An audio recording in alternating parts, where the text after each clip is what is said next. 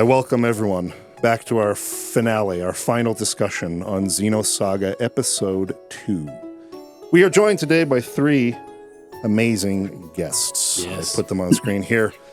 Returning, as we had at the end of our Xenosaga Episode 1 discussion, we have Keith. Do you want to go ahead and introduce yourself again, Keith, and what you do? Sure. Super briefly, I'm the president of a nonprofit organization called Lifespan.io that focuses on raising funds and awareness for research aimed at extending healthy human lifespan and overcoming age-related disease, which, once again, has something to do with this game. In addition to that, I am a technology inventor, having invented, I guess you could say, metaverse and neuroscience technologies for companies like HBO and Disney, and am a longtime passionate fan of everything Xeno and comparative mythology and everything that you guys are into. So happy to talk about all these things. Yes, all right, we're really glad to have you. The last time we had you on, I was fetching, just blown away the whole time. So I'm glad to discuss again. TJ is returned, who was with us through most of our episode 1 series. Welcome back. Yes, great to be back. A little bit of introduction to you and your channel, if you would like to do that.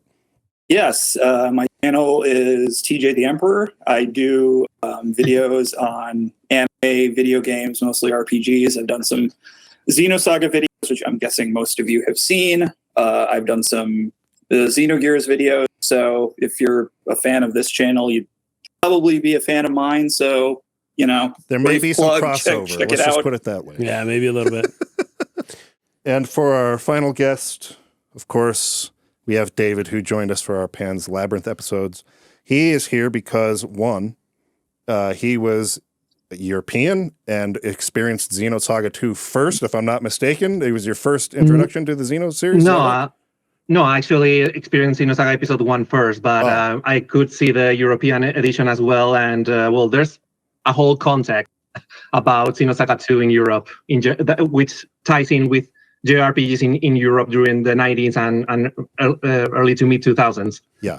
So we had asked that earlier in the series. Those of you who are Europeans and you only had this game, like, what the heck was that like? Yeah. So he's going to be there to give some input on that. But also, he is living and working in Japan. He works as a translator and does translation and localization for Japanese games. So there's some insights there.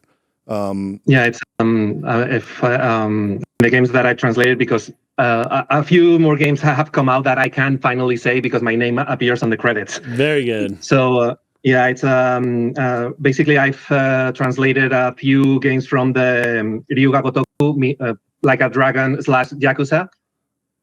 Also, cool. I translated Persona 3 and Persona 4. Oh, wow. Wow. And awesome. Into Spanish, correct? Into Spanish. It was really fun. Very cool. Last year I made my first anime translation for a dub. It was the long overdue European Spanish dub for Full Metal Alchemist Brotherhood. Wow. So some pretty high profile work there. That's awesome. That's fantastic. So now, I have Kaysen, if you have a VPN, you can watch it. Of course, I don't have a VPN. Why would? No, we actually advertised one a while ago. Yeah, we did. NordVPN. We did NordVPN ad that one time. It's been wonderful. Yeah. By the way, back in the day before I said no more ads on this channel. Yeah. On the docket today, I think the three things that we really wanted to cover here were, number one, getting in touch with TJ again, who was with us when we did essentially our dev history for the whole Xenosaga series back when we did the first episode. And we talked about the development troubles and certain key devs not being hands-on anymore for Episode 2 and how that may have caused some of the problems in execution with Episode 2. There's certainly a large part of the fan base who does not like the second episode very much. So I want to kind of discuss some thoughts on that, on execution, now that we've gone all the way through that. So that's going to be kind of part one. We also want to talk about some localization stuff with David, of course, and the European experience. And then, as we've brought Keith on to discuss some more philosophical ideas behind life and death, how Takahashi was influenced by that heavily as he was developing the stories and characters, and how that kind of relates to some sort of long-term discussion we've been having about this on the channel is more of a recurring theme. So that's the plan for today. So why don't we start with, let's go around the room, I guess, and talk a little bit about our feelings about Xenosaga Episode 2 as a whole, now that we've gotten through it. Why don't we start with TJ? I'm excited first to hear you because you've been commenting in our comment section kind of all the way through this, and maybe you've had some evolving feelings on that, but also at the same time, some confirmations about some problems. So how are you feeling about the game at this point?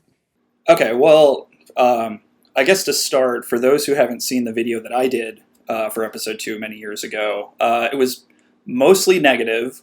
I actually rewatched it in preparation for this episode, and even though like I stand by most of my criticisms of the game, this is a game that I have a lot of issues with. Like, you know, watching my video, I was like, oh my god, I was kind of mean. I was really mean. And you know, one of the things that I've benefited from watching you guys talk about this game is sort of reinforcing like a lot of the stuff that you guys were talking about, like the character moments, like what was it, between like Junior Guinan and Albedo and like Momo and Ziggy, and those sort of like relationship kind of character moments, like those, I agree with you guys, were done very, very well. And had I, you know, if I were to go back and redo my video again, I probably would have spent more time discussing that. Most of my problems with the game, and I don't know how in depth we want to go into like gameplay and stuff. I do have like a lot of kind of issues with the gameplay, and then as far as like the story is concerned, it's a lot of it has to do with kind of like the more of like the bigger picture kind of like as far as like the lore that Takahashi created, as well as I have some major issues kind of with how a lot of the a lot of the major sort of plot twists and major plot points in the game, how those were executed. I don't have a problem with them in general. It's just like a lot of people have been saying, it's mostly an execution thing. Okay, David, yeah, I think you, as far as I understand, were always kind of a big fan of Episode 2. You always kind of liked it. Is that right? Yeah, it's well, the thing is that I like all three episodes very evenly. I mean, my favorite obviously is Episode 3, and Episode 2 is the weakest, but I still like it a lot. Although I gotta say that I played Episodes 1 and 2 back to back, so maybe that helped. You know, I wasn't like an entire two years ruminating and expecting Episode 2, and maybe that helped for my expectations to not be too high. But even then, Episode 2 still has some of my favorite things about the entire Xenosaga series. It's like you know, the character moments that you talk about. For example, the moment when Ziggy suggests to Julie Mizrahi to consider Momo as a second daughter instead of a replacement for Sakura. That's in my top 3 moments in Xenosaga. It's like I love it so much. And Yuki Kajira's music, I think it's probably the best in the trilogy, although Episode 3 is also up there. And there are things that are a little bit more specific to me because well, I'm not an English native speaker. I'm from Spain. And Xenosaga Episodes 1 and 2 were pretty much the first 2 games that I could understand in English without having previous knowledge of the work in Spanish. And because of that, maybe I'm fond of the dub of both games. So I can see now that Episode 2, yeah, it has a significantly weaker dub, but I still appreciate it.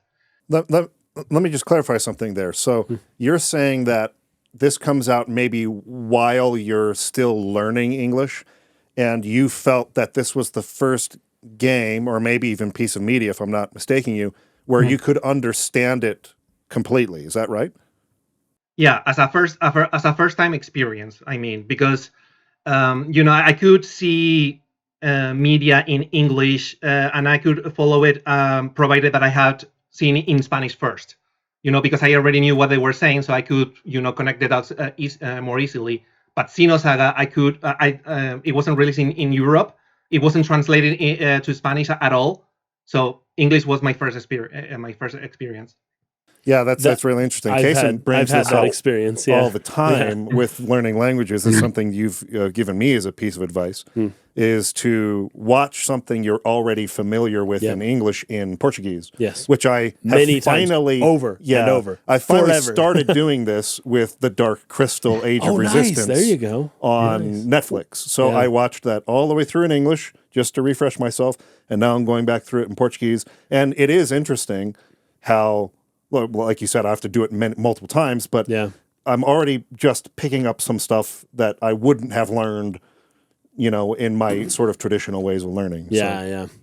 So also, I remember the first piece of media that I read that I didn't know. I was not familiar with it ahead of time, and then I read it in a different language. And it is a magical experience. You'll always be connected to that. And it's so cool because this game can really help you personally in multiple ways. But when you find another way, like a way that was maybe unintentional, where this game can help you in your personal life, like this game helped me learn English.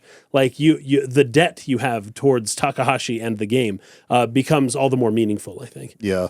I have a friend who, this isn't even necessarily learning a foreign language, but had or has severe dyslexia and was older. I'm going to say maybe like 11, 12 years old.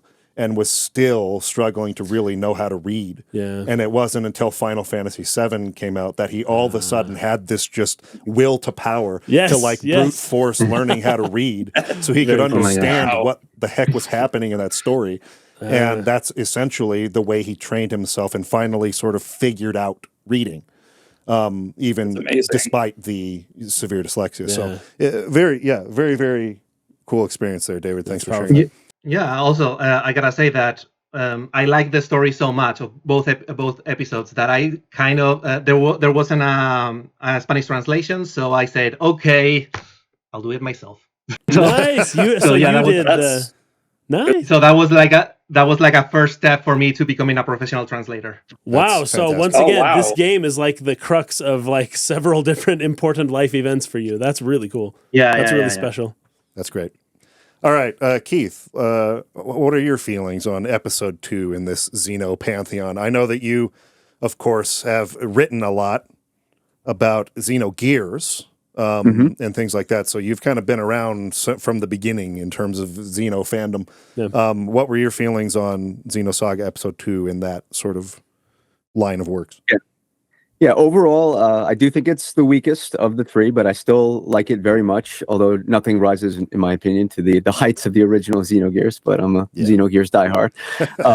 But so my experience with this game, and I'm trying to remember when I first played it, I think it was the same when I first played it, was initially sort of being put off by a lot of the things that have been raised before. The gameplay a little bit rough, the voice acting's a little bit stiff, and in particular, what hurt me a little bit was the music didn't quite rise to the heights of like Mitsuda in the first game, which was like a masterpiece, right? So it was like presentational aspects that were a little bit off, but then it slowly just starts, in my opinion, to get better and better and better as it goes along.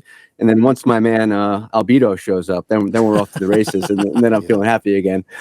Then it obviously becomes much more personally relevant to me in my work in life extension with everything with Albedo and Ziggy, including some humorous things like literally fighting the church in this game, like literally the building. Given that I just came back from being at the Vatican talking about life extension and its relationship to religion, so that was like doubly relevant for me. Well, that's awesome. Yeah, so maybe we'll go into that a little bit later. But that leads me to one of my sort of critiques that sort of leads into maybe a critique of 3. One of the things that I found really inspiring or interesting, or probably changed the course of my life like it did with David, of the original Xenogears, was how it really kind of almost subverted sort of like typical religious narratives, or made you really rethink your own sort of religious upbringing, right? And kind of had a lot of different religions sort of mixed into it and kind of gave you this like wonderful pantheon of ideas, where I think starting in Episode 2 here, you see sort of the narrative starting to become a little bit more like specific to kind of one religion. And I think that maybe like narrows a little bit of that greatness that Xenogears had, in my opinion. I see what you mean. And then the last thing I'll say is that I just like a lot of cool random ideas that were presented. Like, for example, how like the UMN is sort of being tied to like, actual data, and how this relates to concepts like the Akashic records or mathematical realism from thinkers like Max Tegmark, etc. And then just in general, the character moments near the end of the game, like with Ziggy, Momo, and Albedo, I thought were really great. So I landed positive at the end. It's interesting that you bring up the narrowing of religious influence. That was at least one thing I also saw in the comments as a criticism. Was that whereas Xenogears' use of Christianity was primarily through the lens of a Gnostic Christianity, which was in and of itself sort of like a total like table flip on the whole foundations of that religion. It's a different perspective. And whereas it seems that more or less the more orthodox straight Christianity is starting to become more of the major influence that we're seeing here. Yeah, for this one. So I do see that, and I do want to acknowledge there are other people who feel that way too. So I think that's very valid to bring up. Yeah.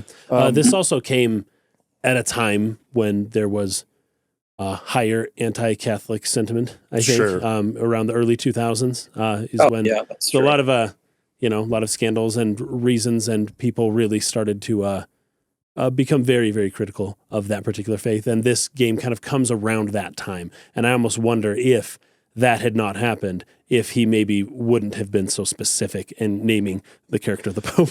Well, I think we also have to take into account here too that Takahashi is becoming a little less hands-on in the writing here. So whoever's taking over, this is speculation, but to what degree do they understand all of the Gnostic influences and the other religious influences that Takahashi was originally sort of building into this? Right. And at what point do they go, well, I don't understand that stuff as well. What I know is this. Yeah. I mean, again, total speculation. Gotcha. We're talking about Japanese and Eastern writers here.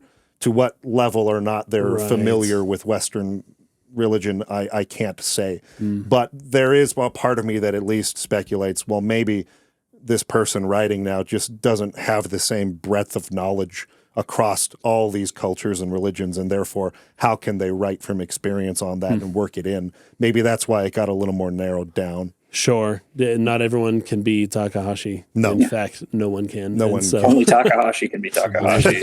Only he can do it. All right. Great. I want to kick it back to TJ here real quick. If you would like to get into a little bit more of the weeds as to some of your criticisms that you're holding, you said you're standing by them. Okay. What are some of those and why? Okay. Do we want to start with gameplay or story? Why don't we...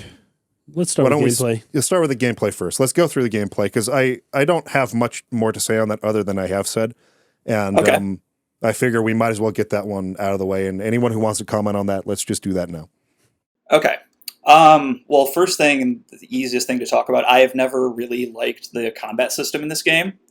I think I sort of respect and understand what they were trying to do, like with the whole break system and sort of having different, this attack targets this part of the body and this one, and you do combinations to weaken them. In practice, though, for me, it felt like it made sort of just random battles that in like any other RPG you could just maybe finish, in like a matter of seconds or whatever. And then in this game, especially once you get further, further into Disc 1 and throughout most of Disc 2, I felt, just random battles will take like minutes and minutes long. And I just felt like it dragged the pace way, way down. Can I ask you a question about that real quick? Yeah. In your playthroughs of Xenosaga Ep.II, how much have you sort of like gone to an external source, a wiki or a game FAQs, to sort of like learn maybe some of the exploits of how the battle system can be broken? Or how much of that is just your own sort of exploration of the battle system?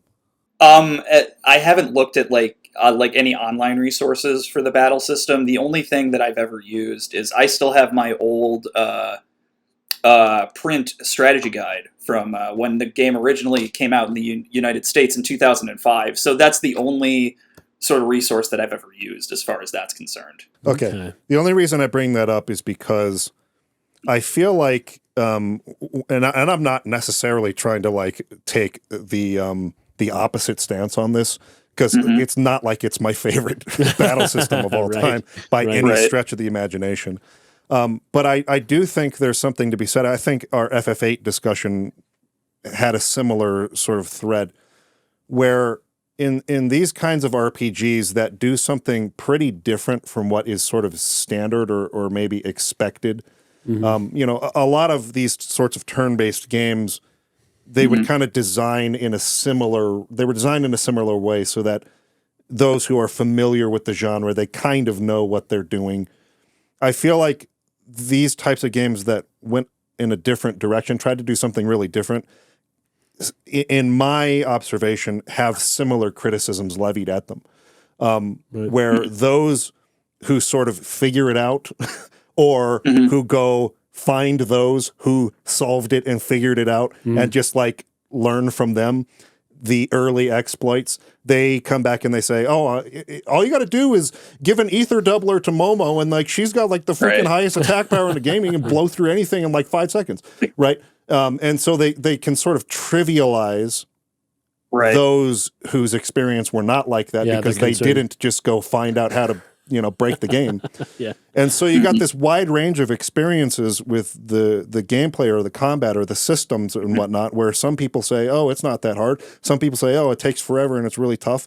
And I like to make sure that we legitimize everybody's experience with that and maybe even try to find what the common one actually is, because it really does depend on how you're equipped and which characters you're using and what strategy can go from this game is a piece of cake to it's one of the hardest, RPGs of this kind I've played really quickly. And it's just a matter of understanding like totally in depth how it works. But there's really something to be said about the common experience. Someone who is not going and looking it up, they're just playing it based on their, how much they're putting into it or trying to understand it, and whether that process itself is actually engaging and fun, right? And so, while in my experience, because I did go do a lot of research on the battle mechanics beforehand, because I was sort of let in on this fact that this might not be super fun or quick to get through, I didn't have that experience, but I can't then dismiss your experience with this, TJ, because I don't expect that a lot of people find a lot of fun in just going and learning the exploits and then just blowing through the game either.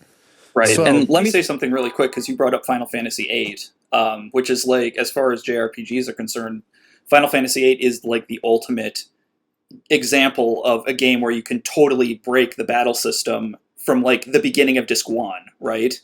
And I think in that game specifically, like once you see all the tutorials for the junction system in that game, even if you don't really know, if you're like a first-time player, you can sort of piece together like, oh, you can, like, you can, if you want to, like, mess with basically all of your character's parameters, like, really, like, that's sort of drilled into you really early. In this game, at least for me, and this sort of leads into one of my other not criticisms, but like the progression system and sort of the character customization system, I don't think lends itself to that sort of, oh, you can totally break this battle system if you so desire. At least that's in my experience. I don't know. Maybe you guys have other, No, I think that's fair. So what are your thoughts on like dungeon design, pacing, those types of things as far as gameplay goes? Because I think that's another area where a lot of people had problems with this game. Yeah, I think, well, some of the dungeons I think went on for way too long. Like the one at the end of disc 1, what is it, the subconscious domain, where it's like summer and winter. I feel like maybe just running through it once would have been enough. I don't think there was really any sort of good reason to go through it a second time. For a lot of the dungeons, it's not so much I want to say it's probably not so much the design as it is like the they sort of felt like almost filler in a way, like the subconscious domain going through it again in winter, the whole Ormus stronghold, which I think they could have cut that part out of the game entirely and it wouldn't have impacted the narrative or anything at all. So I think, but as far as the like just how they're designed and like going, playing through them, I don't that's less I have less of an issue with that, I would say. Okay. Last thing on this before we kind of move on. I think that there is a real difficulty. I think this is worth sort of, considering in that you have sort of a history of where you've got your Dragon Quests and your Final Fantasies that set a foundation of like an expectation for what this type of game is supposed to play like.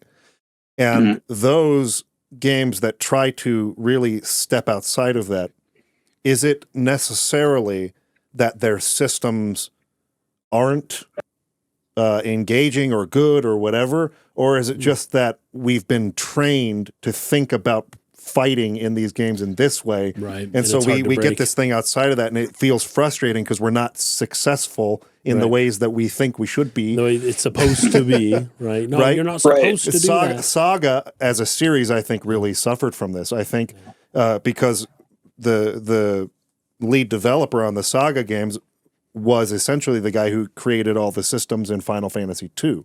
And Final Fantasy II was just highly disliked and, dare I say, hated by a lot of people. And so it's like, is it because his systems like are inherently just like not as good? Or is it just because, no, we have an expectation, the audience has an expectation here, and they don't want to, or I guess it doesn't feel right to them to have it veer so far off that they don't understand it almost on an intuitive level right away. And so how would you, TJ, respond to that? I'm not accusing you of being a person with this mindset. I'm just trying to say, how would that sort of way of thinking about it affect your criticisms of the way Episode 2 handled its systems? Yeah, I mean, I think, and it's good that you brought up the Saga games. Actually, when you first brought them up, I thought you were actually talking about Xenosaga, so I was confused. Oh, sorry. But it's I did too. Romancing Saga and Saga Romancing Frontier. Saga Frontier, and I mean, with those games, I'm not like, I haven't played all of them. I've only played a few, and like those games also are like hit or miss for me. And I think the danger of, as you said, sort of going outside the traditional sort of Dragon Quest turn-based combat sort of thing that we're all sort of used to is, if you're going to do that sort of experimentation, especially if it's like the first time that, you've ever, anyone's ever designed a system like this, there's going to be rough patches. There's going to be stuff that like, just because it's like, it's new territory.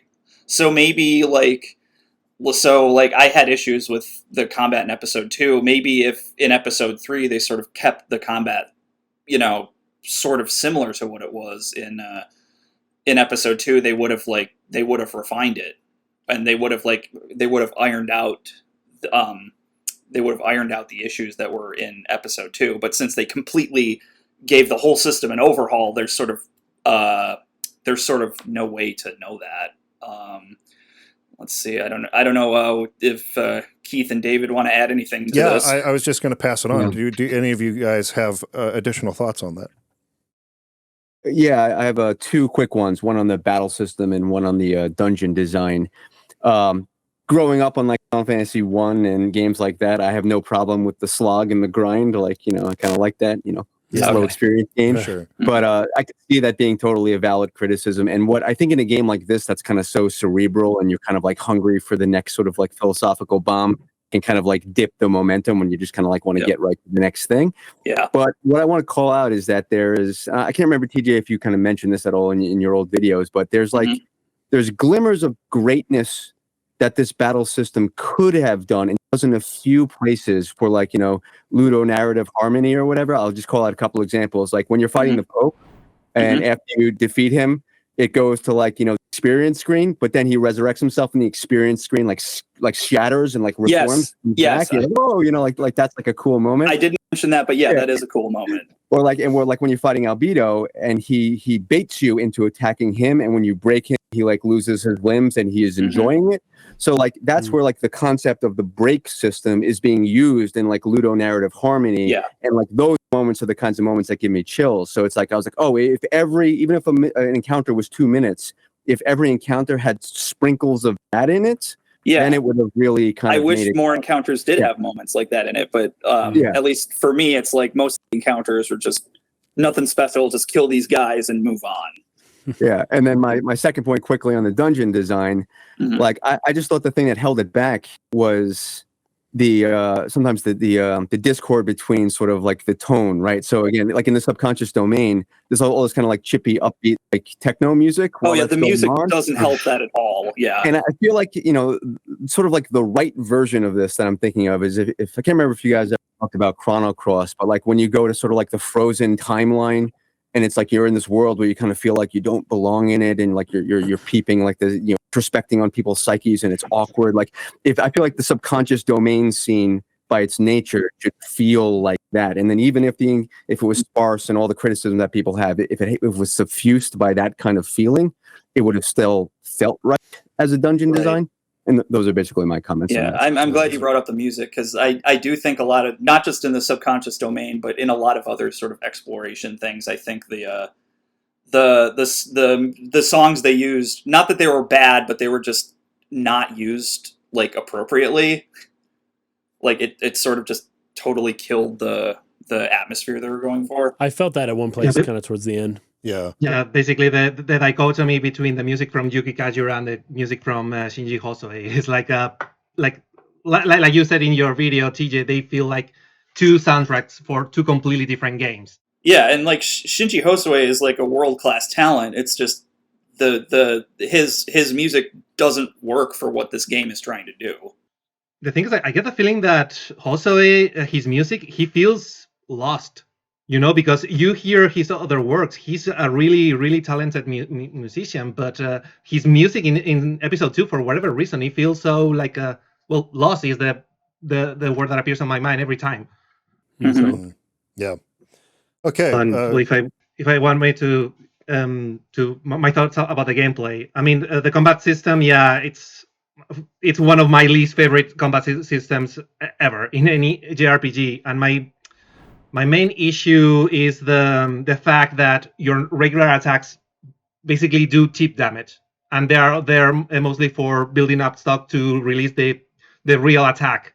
But that doesn't create a good game feel. You know, I mean, your regular attacks doing little damage all the time doesn't feel right. So I think that's the main reason why the combat system always feels like a slog almost from start to finish, unless you go into exploits. But the thing is that I believe that if you need to go into exploits just to make the game enjoyable on a basic level, something has gone deeply wrong there. That's a good point, and let me bring it back to Final Fantasy VIII for a second. You can play that game straight without exploiting the combat system and still have a good time. But if you want to break it in that way, like, you know, that's a whole nother way to do it.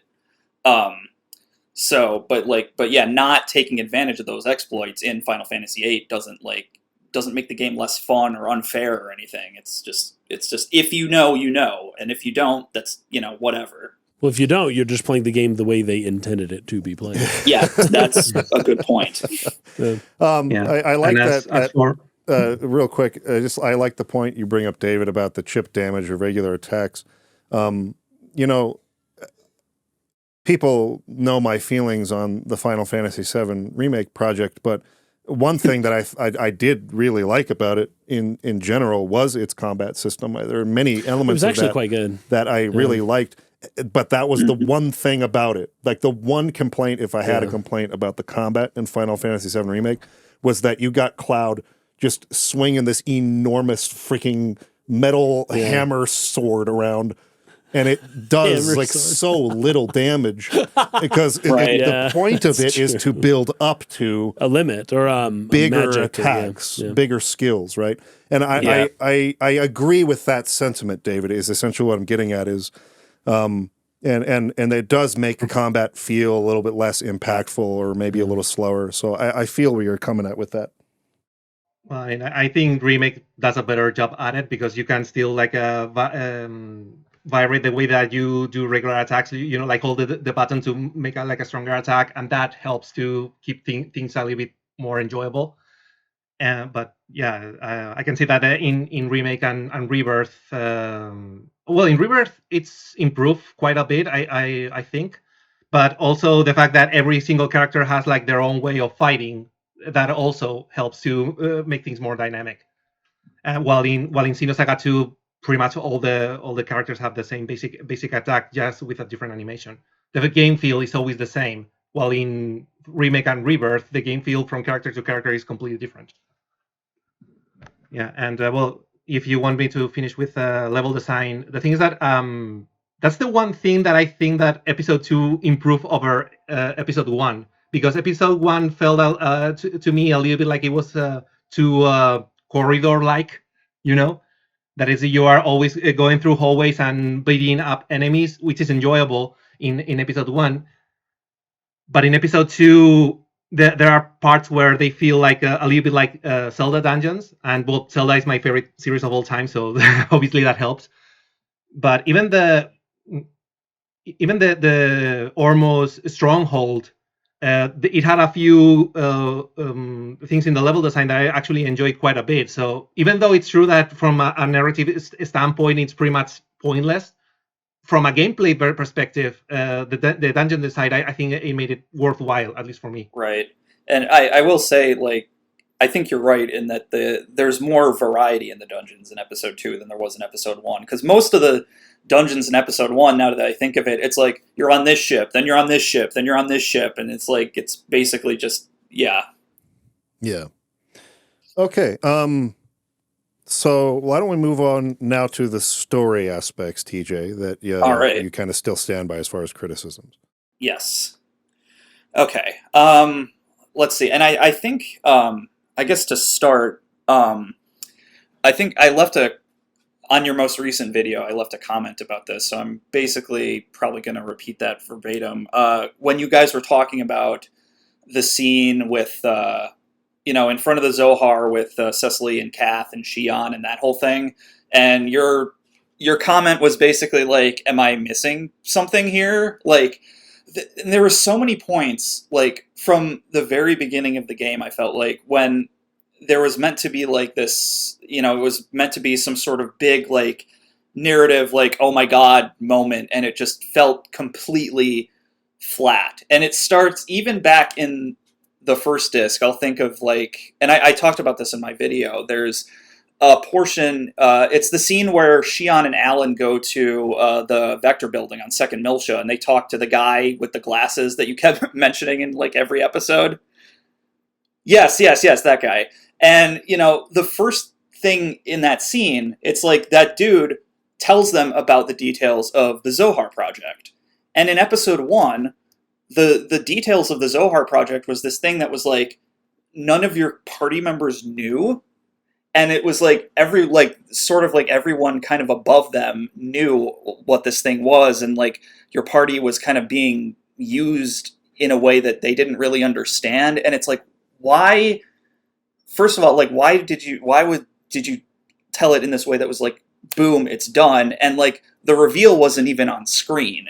It was like when the scene starts, it's like cut to Shion saying the Zohar project, and it's like, okay, that's like. So we're not even going to get the moment of impact on screen at all. But the one that I mentioned in the comment that I left, and I remember this specifically from my first playthrough of the game all those years ago, was the part at the end where Ziggy recognizes Voyager.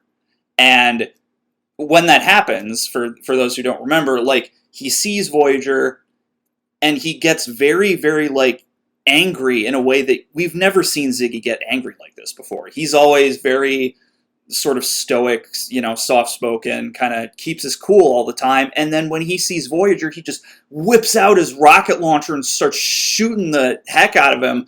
And it's like, what? What is going on? Who is this guy? Why is he doing this? And like, right. Yeah.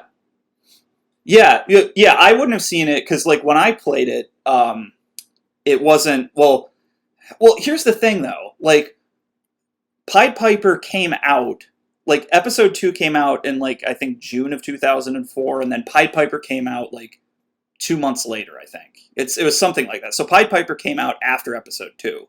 So even, like, the first players in Japan who would have played this game wouldn't have gotten the context either. So I don't know. And, like, when you guys started this whole series by going over Pied Piper, it was sort of like this aha moment to me because like I had never played it in the order of like play Pied Piper first and then Episode 2 because I always played it in the Japanese release order, and doing it that way, it's like it just clicked with me. Like a lot of these things that I had like narratively had issues with, like would have been way more smoothed out if Pied Piper, like, and I got to thinking, like, instead of the scene, like the prologue scene with like Chaos and Kanan on Old Milsha, instead of that being the prologue, if Pied Piper was the prologue.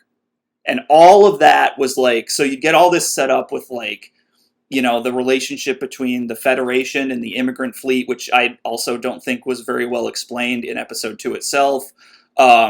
You'd get like, you'd get who Voyager is, obviously. You'd get who you'd be introduced to Dmitry Yuriev and like all this stuff. And then in the end, when you see Voyager reveal at the end of the game, instead of being like, what is this? You'd be like, oh my God, it's that guy.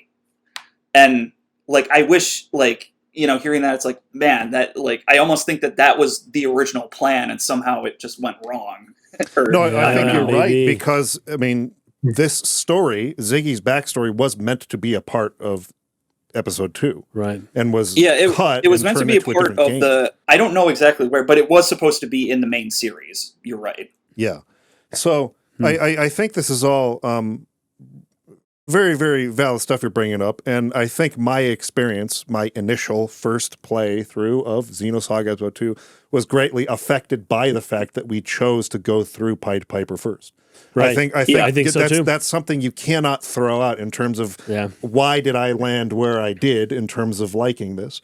Now, I also want to say this too because I've been kind of playing around and having fun with some of the titles for the episodes and things like that. Where confirmed Xenosaga 2 is great or good or whatever. I do like that. I thought it was good. So, when I say good, I would, if I were to put a number on this, I'd give it like 7.5 out of 10, right? Sure, 7.5. To me, that means it's a good game. I know that to the rest of like the gaming universe, that's trash. It's got to be a 90. Like, it's freaking horrible. Anything below a 9 is garbage, right? That's not where I'm coming from on this. So hopefully that might put it into a little bit more perspective. I am not saying this game's a 9 or above when I say it's good. No. It's certainly not. To me, I would give it a 7.5, but that to me is a very enjoyable experience still. That's not something that's like, this game's full of flaws and it's horrible, but like, that's not at all how I felt about it. But yeah, by the way, guys, just for context, Xenosaga Episode 2 was released in Japan on the 24th of June 2004, and Pied Piper less than 1 month, the 14th of July. Oh wow! Okay. Which also means that at the recording of this, we are only 5 days after the 20th anniversary of Episode 2. It's like, oh my god! Wow! Check that out. Feliz cumpleaños. Yeah.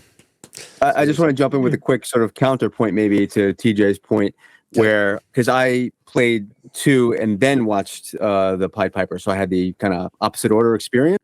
Okay. And while I think the point that you were all making about sort of the Thessalian cat scene, like still like definitely holds in terms of like I must be missing something for like kind of more of a minor moment, like Ziggy freaking out when he sees Voyager. Yeah, I found that still worked for me because it was kind of an incidental thing, and then that created like as long as there's faith that that's gonna come back later, I'm like, oh, why was Ziggy so angry there? Right. I hope we learned. So like that still worked for me. You know what I mean? Well, Yeah, a certified Xeno moment. You know, that moment when you have something that you don't understand, but you get the feeling that you will understand later. That's, yes.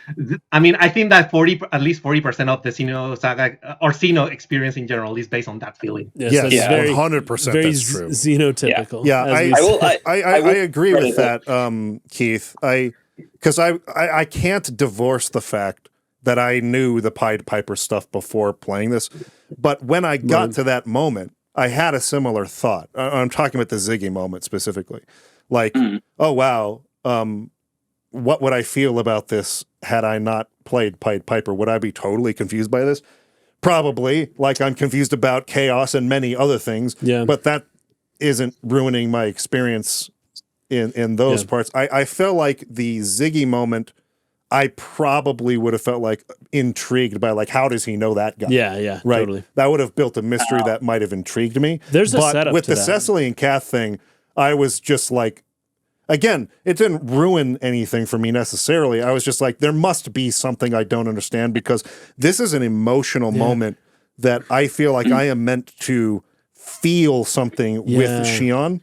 And with Ziggy, it was almost like maybe I'm not meant to know what he's feeling. I'm meant to be intrigued by why he would be acting so out of character right now.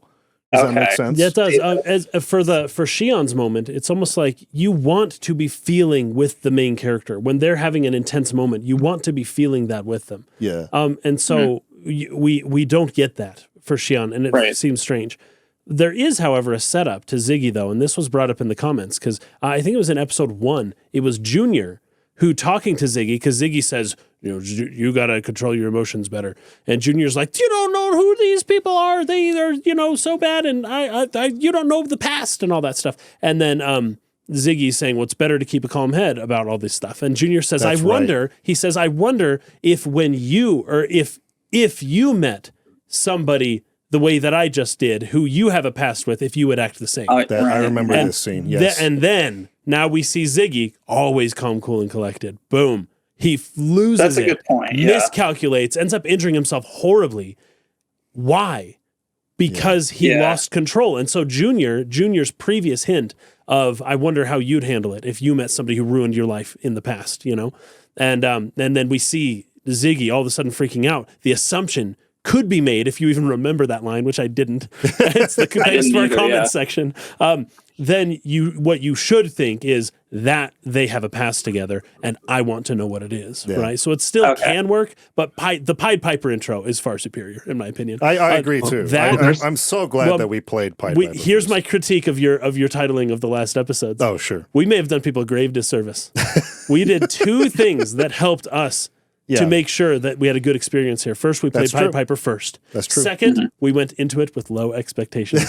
And that's what we have taken away from people. Now, I think we you're right said about how good, we are telling people how good it is. And so when they first play it, now their assumption is 9 out of 10. Might be up there. Yeah, so that's all fair. I'm just mostly there's another there. But. If I may, there's another thing that it's another Xeno typical moment. Things that in episode 1, there's like an almost blink and you'll miss it moment right before Cherenkov becomes a Gnosis. There's a moment when Ziggy has like a very brief flashback about the moment when his stepson died, I think, and you have and they show Voyager for one split it's second. like 2 seconds, literally. Yeah. And Ziggy's like, yes, it's just like that day, Yeah. So they're alluding to this thing, Too many even all the way mysteries. back to episode 1. But I mean, how are you supposed to remember all this 2 years later and amidst the freaking 5 billion mysteries that this has already built up? And I do give it credit for like trying to build that up, and like now I sort of want to go back and watch that scene, like with the scene, with that sort of conversation between Ziggy and Junior at the end of episode 1 in the back of my head, and see if that maybe changes my mind a bit. Because in my experience, and I've played this game many, many times, like for me, that scene always didn't hit me. It's never hit me in the sense that like what you were saying, like, oh, maybe we're supposed to figure this out later. I've always felt like I'm supposed to be feeling something here and I'm not, and like there's something that I'm missing. And And hey, multiple I don't times for that to want happen. to by any means invalidate that feeling. Like, you Right. know, Yeah, definitely. there is still no way of me getting out of the fact Right. that I played Pied Piper first and knew that, and that my experience with that scene was informed by that. I cannot have the experience of having seen that without that context. Yep. So there's no way for me to get around that. It's still better to have seen it first. I feel like it's still better to have played Pied Piper first. So Absolutely. There are people in the comments who there is maybe a thing or two that won't be revealed till episode 3 that is in Pied Piper. There were a few people saying, "Oh, you shouldn't have done Pied Piper first." But I think the benefits far outweigh. I do too. As someone who's cost. played through this series more times than I care to admit, I think like that's the only way I'm going to be replaying it from now on. Doing Pied Piper before episode 2. Like you've totally convinced me. yeah. Okay. Anything else that anybody wants to bring up in regards to execution on this game and maybe using it as a comparison to the other episodes or to Xenogears or to any other Xeno project as to whether Well, I or mean, not, maybe it's pretty much reinforcing what we said, but episode 2 was by far the episode that got more stuff cut out by far. You can even just going by the developer interviews, but even by the narrative itself, you can tell that there are pieces missing because the Cecil and Kath moment. I mean, there's no way to. I think it's the worst moment, not the weakest, the worst moment in the entire trilogy as well, because there's like an entire context there that it's just not there. And it's not there anywhere in the series. By extension of that, the conversation between Jin and Shion after that. I'm just sitting there going like, wait a minute, you're talking about these Realians. As if they were revealed. Yeah, and how do you know them, right? Yeah. So I really felt it in that subplot. Like, I felt like there is something here that was cut that I just do not know that I should know. Now, on that note, how much of the DS version of the game, David, are you familiar with in terms of its differences or what it adds to the story of 2? Yeah, I mean, disclaimer, I haven't played it myself, although, I don't know if you can see it. There it is. But I have Check it out. got it. Nice. But, but Xenosaga is like a very language-intense game, and Everything intense. Like I said off camera, when I finally played Xenosaga in English, I thought if I can understand this in English, I can understand anything. I get the feeling that when I finally play this game in Japanese, I will have the same feeling for Japanese. Anyway. Yep. Nice. Yeah, I have here a list of things that they changed on the DS version. The only thing is that going back to it, there are a few things.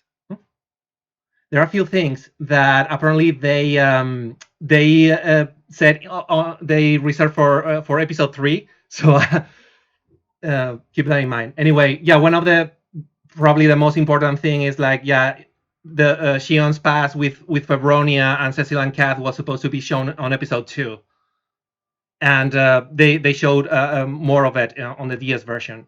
Oh, do things they? that? Oh, cool. Yeah.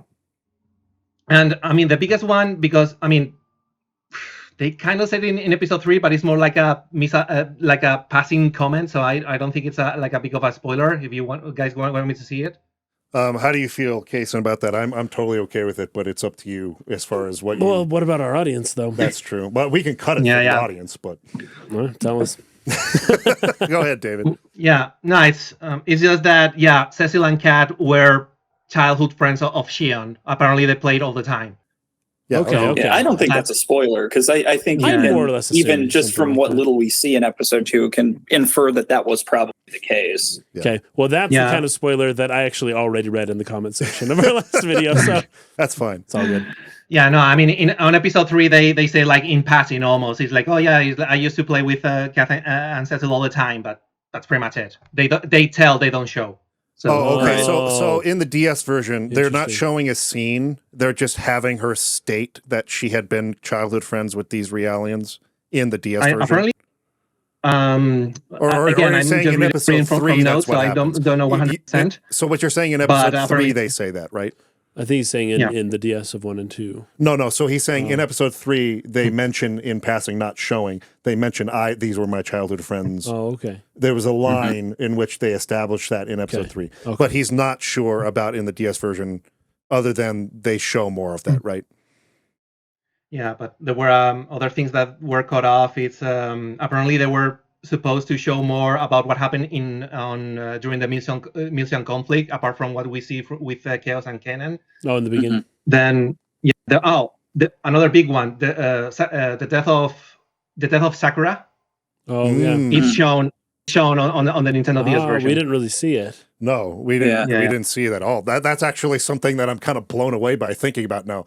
Yeah, we never. They're saw like it. alluding to this, but like they don't actually show the moment. Right. Yeah, and that would have been. makes me think like, I feel like how were those decisions made by the episode 2 development team specifically? Like, cut this pivotal point in the story, and it's not just going to completely affect how one is going to feel about the final narrative. I would love to know what the director was thinking. Yeah, like what the rationale was for that. It's so interesting because I feel like outside of maybe that, the fact that I didn't even think of that until you just brought it up. I know. Is the fact that was so well executed otherwise. Yeah, like that whole subplot with Julie Misrahi and Momo is so good in the game, in episode 2, the PS2 version. Yeah. It's so good that it's almost like, well, yeah, I mean, we knew that. We knew Sakura was dead from episode 1 even. Yeah. So, the fact that they didn't show the moment, but now that I think of it, how much stronger it even could have been on top of that had they showed Julie see this, and then you start to understand her struggle to accept Momo. Right. It becomes you get endeared to her as a person, and you understand her better. And you understand her coldness. Oh, hold on. What if at Sakura's funeral, Momo was standing next to Yuli, being horrible. Like, "Mommy, what are we doing here? Can we go home?" Or something like that. Oh my gosh. Yeah. That would have been that's brutal. great. Thank you for bringing that up. Anything else big, David, that was added to the DS version? Well, hold on though. You do see Albedo pretty much killing Sakura. Yeah, I think that was I think hard that's to an watch. abstract. I agree, but thing in his what mind, if not that? and actually how he died. But we don't know how she died. That could have been it. I think she. we know that wasn't she? She was sick, right? She had some sort of disease. Human synchronicity disease. Yeah. But I agree that was probably an abstraction or Albedo messing with Junior in that moment, because I think if that actually did happen, like Junior would never be able to forgive Albedo or. Hold up though. He would have mentioned it. The things Albedo has done. No. I'm sorry. Junior's actually pretty nice to the guy. No, that was definitely an abstraction from what I remember. I think that that small breakdown that Junior has, where he's like a dragon mode is about to appear. Yeah, apparently, Sakura sacrifices herself to prevent that from happening. Okay. Oh, interesting. Oh, okay. Yeah, that might be. I think I will have to double check on that, but that was the case. Right. Well, that makes me feel better. Just knowing that my utter confusion about the whole Shion, Cecily Kath, Vibronia, Jin relationship is founded by the fact that when Takahashi came back and put his hands on the DS version of the story of episode 2, he made sure to put that back in there. Guys, you need to freaking see this part. Yeah. So I think that was Kari Tanaka, aka Soraya Saga. I think she was the one who actually put all those things back, alongside with many other things that were cut off, even from episode 1. Yeah. Well, because I know that Tanaka was not happy with what they did to her original work for episode 2. And I think the one thing that she's gone on record for is, as far as episode 3, to get a little bit ahead, is a lot of stuff in episode 3 had to be changed because of what they did to episode 2. So she has a lot of, shall we say, lingering resentments to what that team did. Star Wars episode 8 much? Yeah, right. Okay, so let's see here. This makes me excited for the eventual, however many years it takes. Maybe we'll be 70 years old by the time somebody decides to translate the DS version. But I was going to say, all translators, someone translate this game, please. David, you could do it, right? Then, right, Mike? You're saying that you're going to want life extension, right? I just want to. I'll need a life extension. There we go. Like, I can't die until someone. So Ziggy was able to accept life extension for the sake of Momo. I would be willing to accept life extension for the sake of playing the DS version.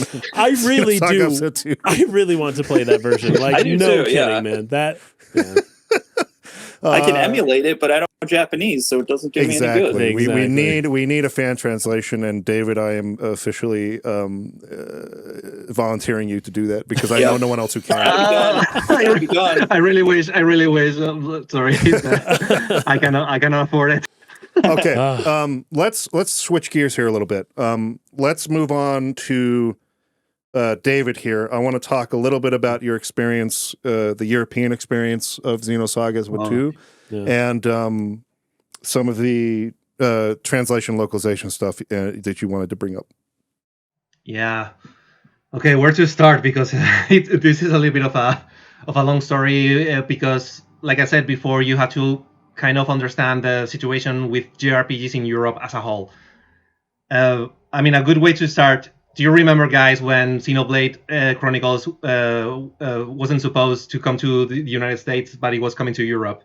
And there were people like us, there were people asking for it to be bring to America. Well, let us say that in Europe, we'll basically said, first time. You guys got Terranigma, though, in the 90s. You guys did get Terranigma. Yeah. That's true. But you're right. You're right. Yeah. And as somebody who was very involved in that whole, not with like the organization that was Operation Rainfall, like I wasn't like running that campaign, but I did every single day for at least 2 months. Yeah.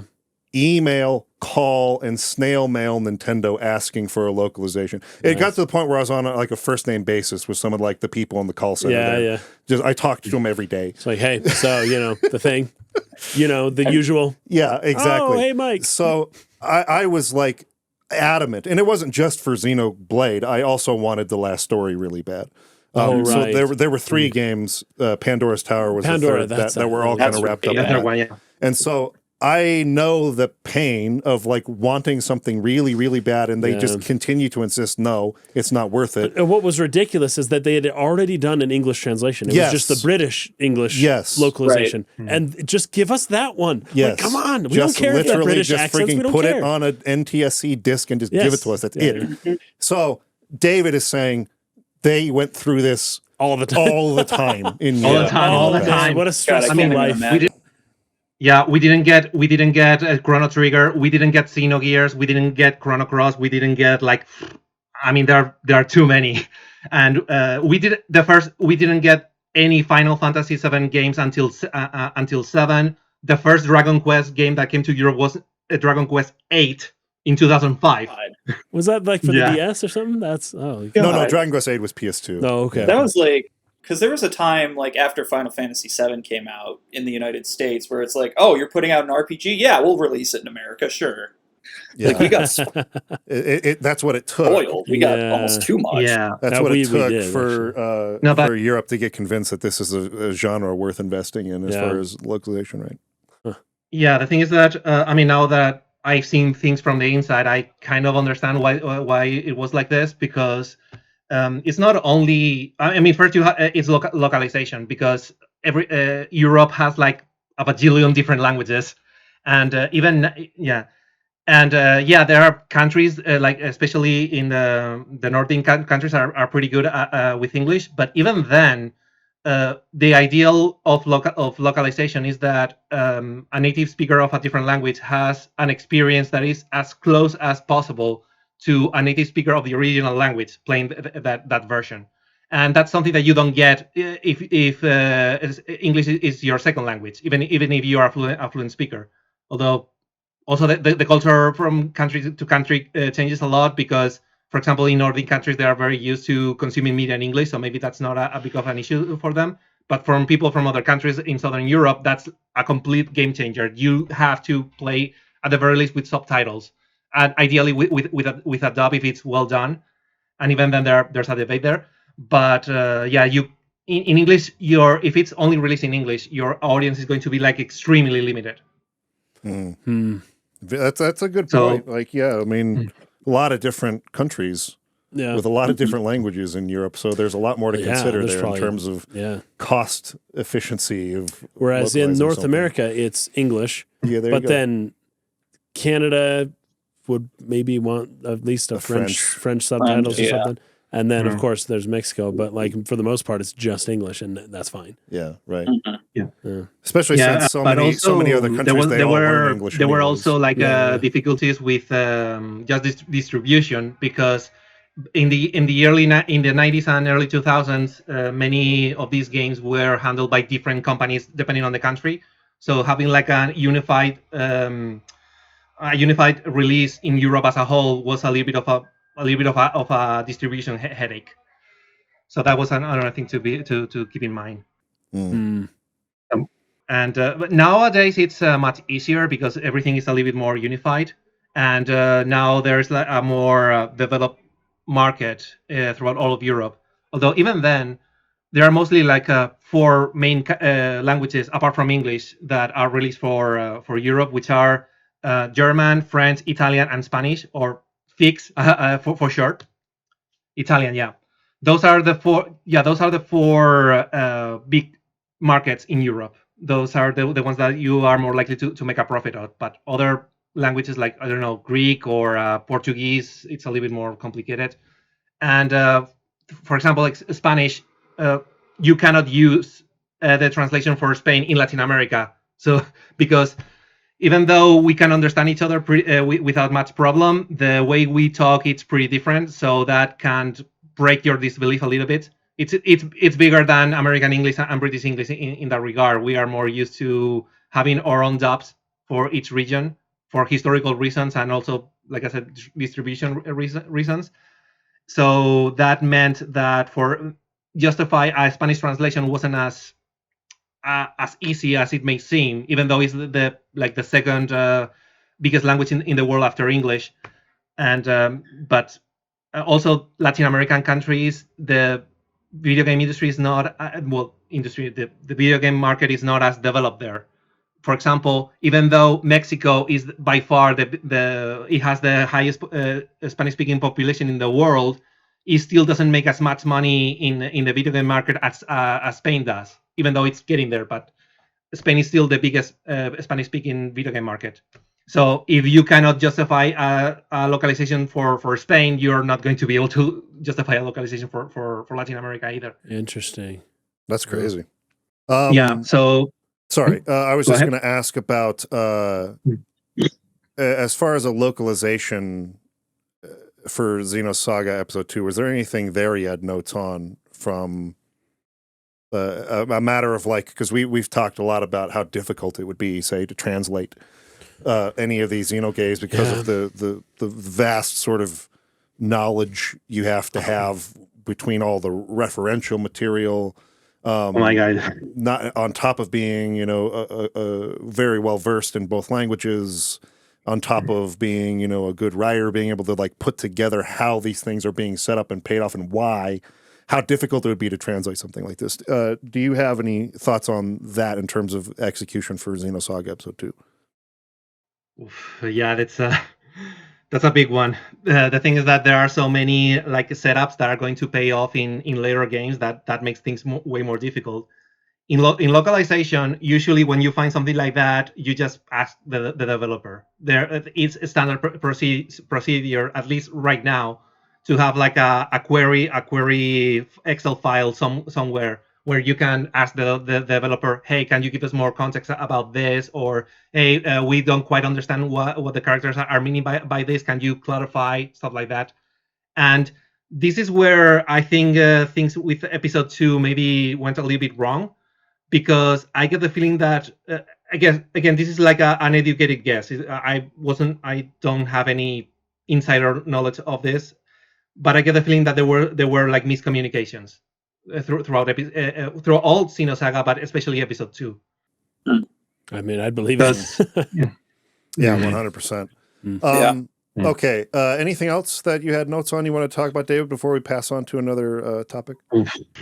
Quite a lot, to be honest. The thing is that about Ep.II, it's funny because when it was released in Europe, first it was released in a almost borderline collector's edition packaging. It had like a cardboard packaging with very detailed, with very beautiful illustrations of the ESs.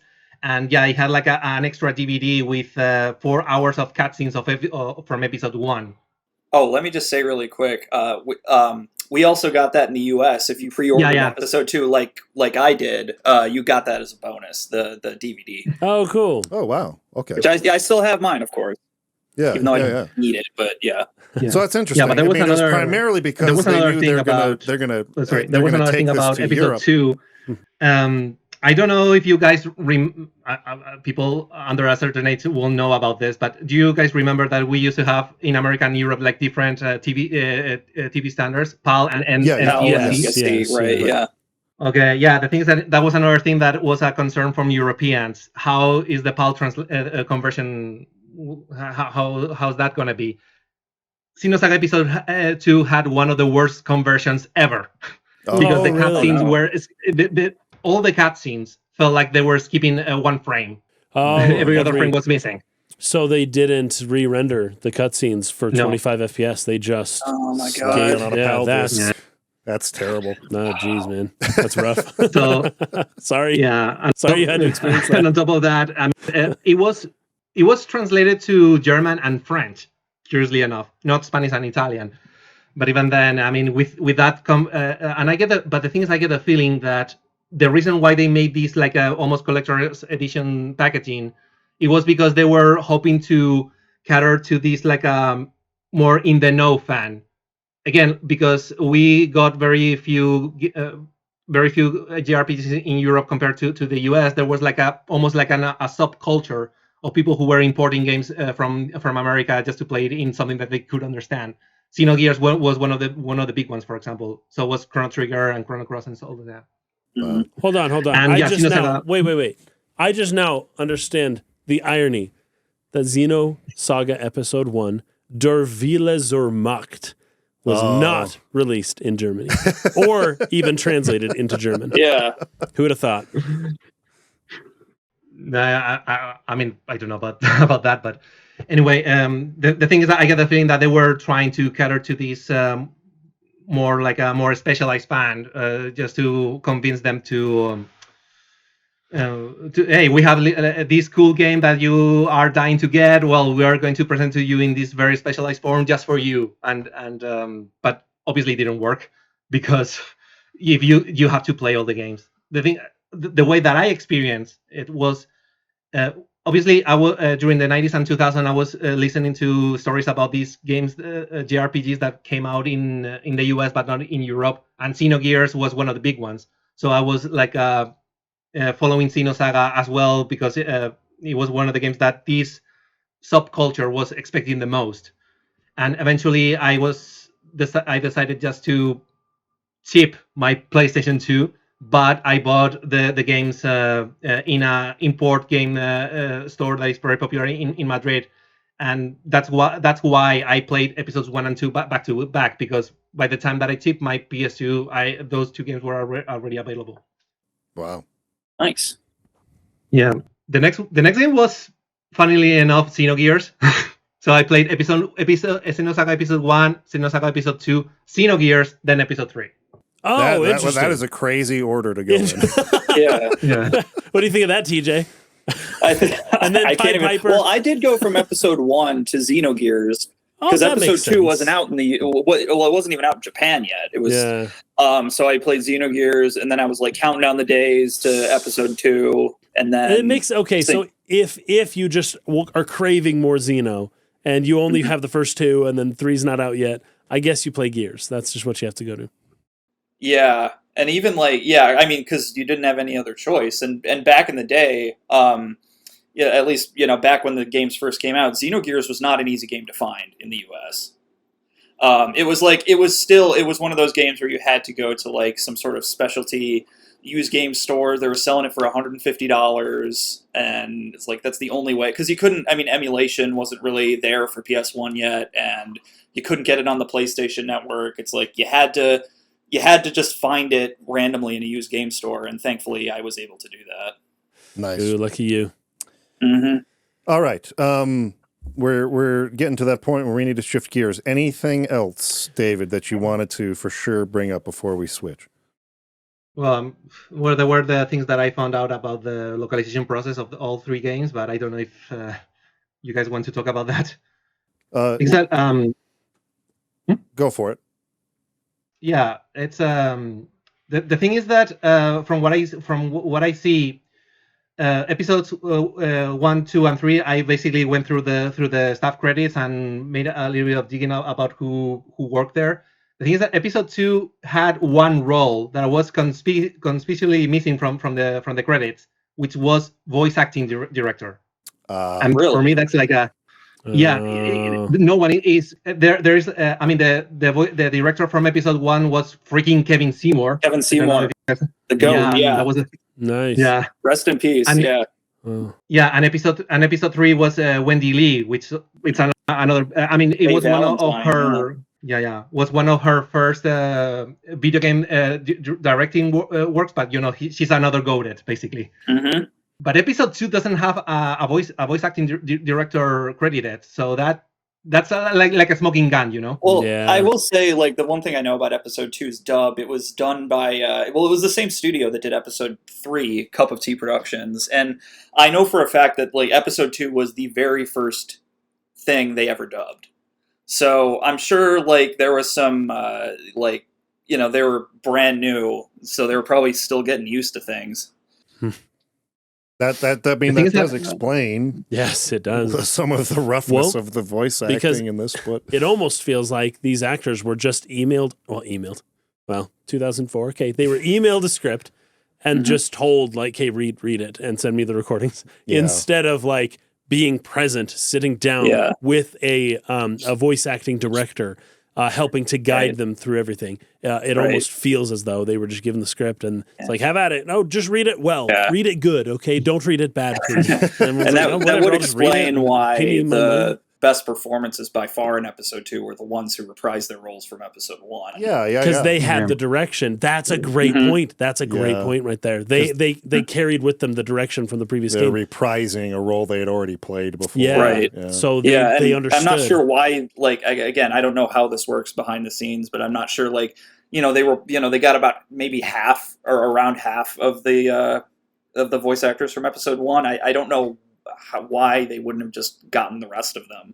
If I mean, you have to assume there were scheduling conflicts or whatnot, but yeah.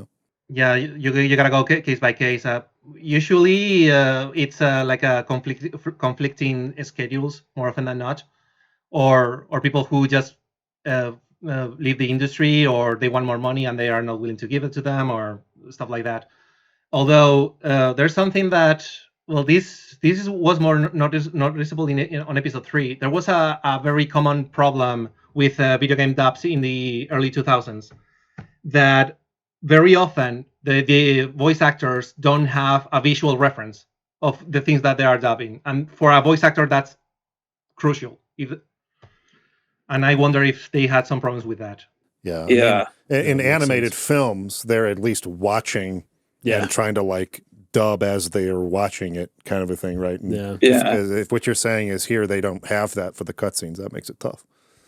It's again, it's an educated guess. The thing is that going through the cutscenes in English again, there were moments where I got the feeling that maybe they didn't have a visual reference, but there are other times that I feel like, wait a minute, how are you supposed to dub this scene in this way if you are not seeing what's on screen?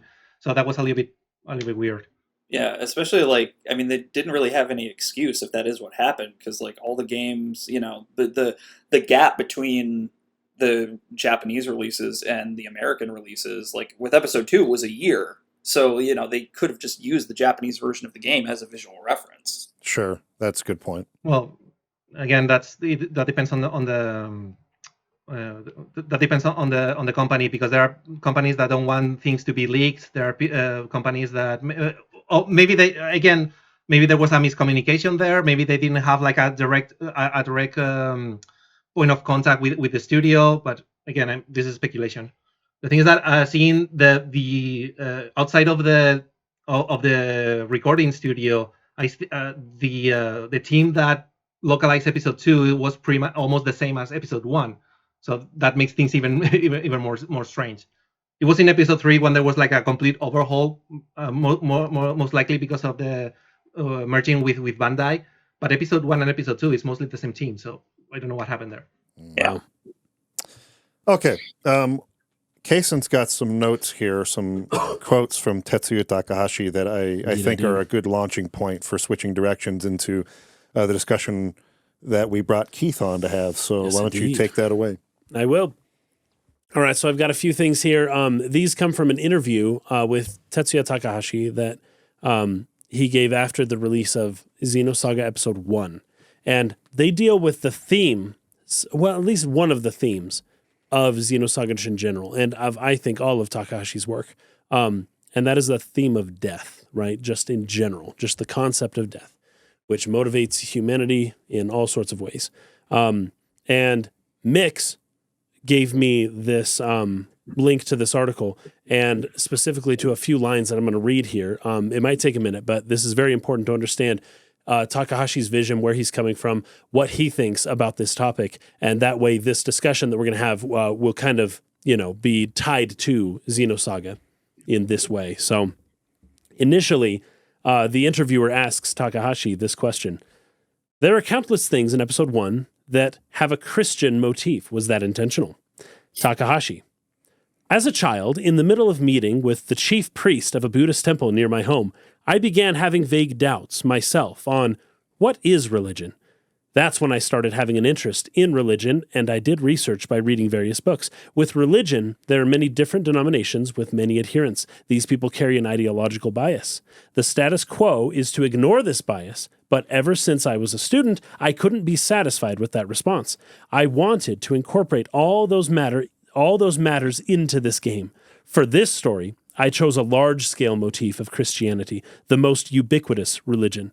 I thought that by choosing a Christian motif, it would have historical weight, and we would be able to mix in and blend anything associated with Christianity, which he certainly does. Anything, including Gnosticism and all kinds of things that many would consider unorthodox Christianity as well. Again, in contrast to death, okay, and then this is where we get into the death angle.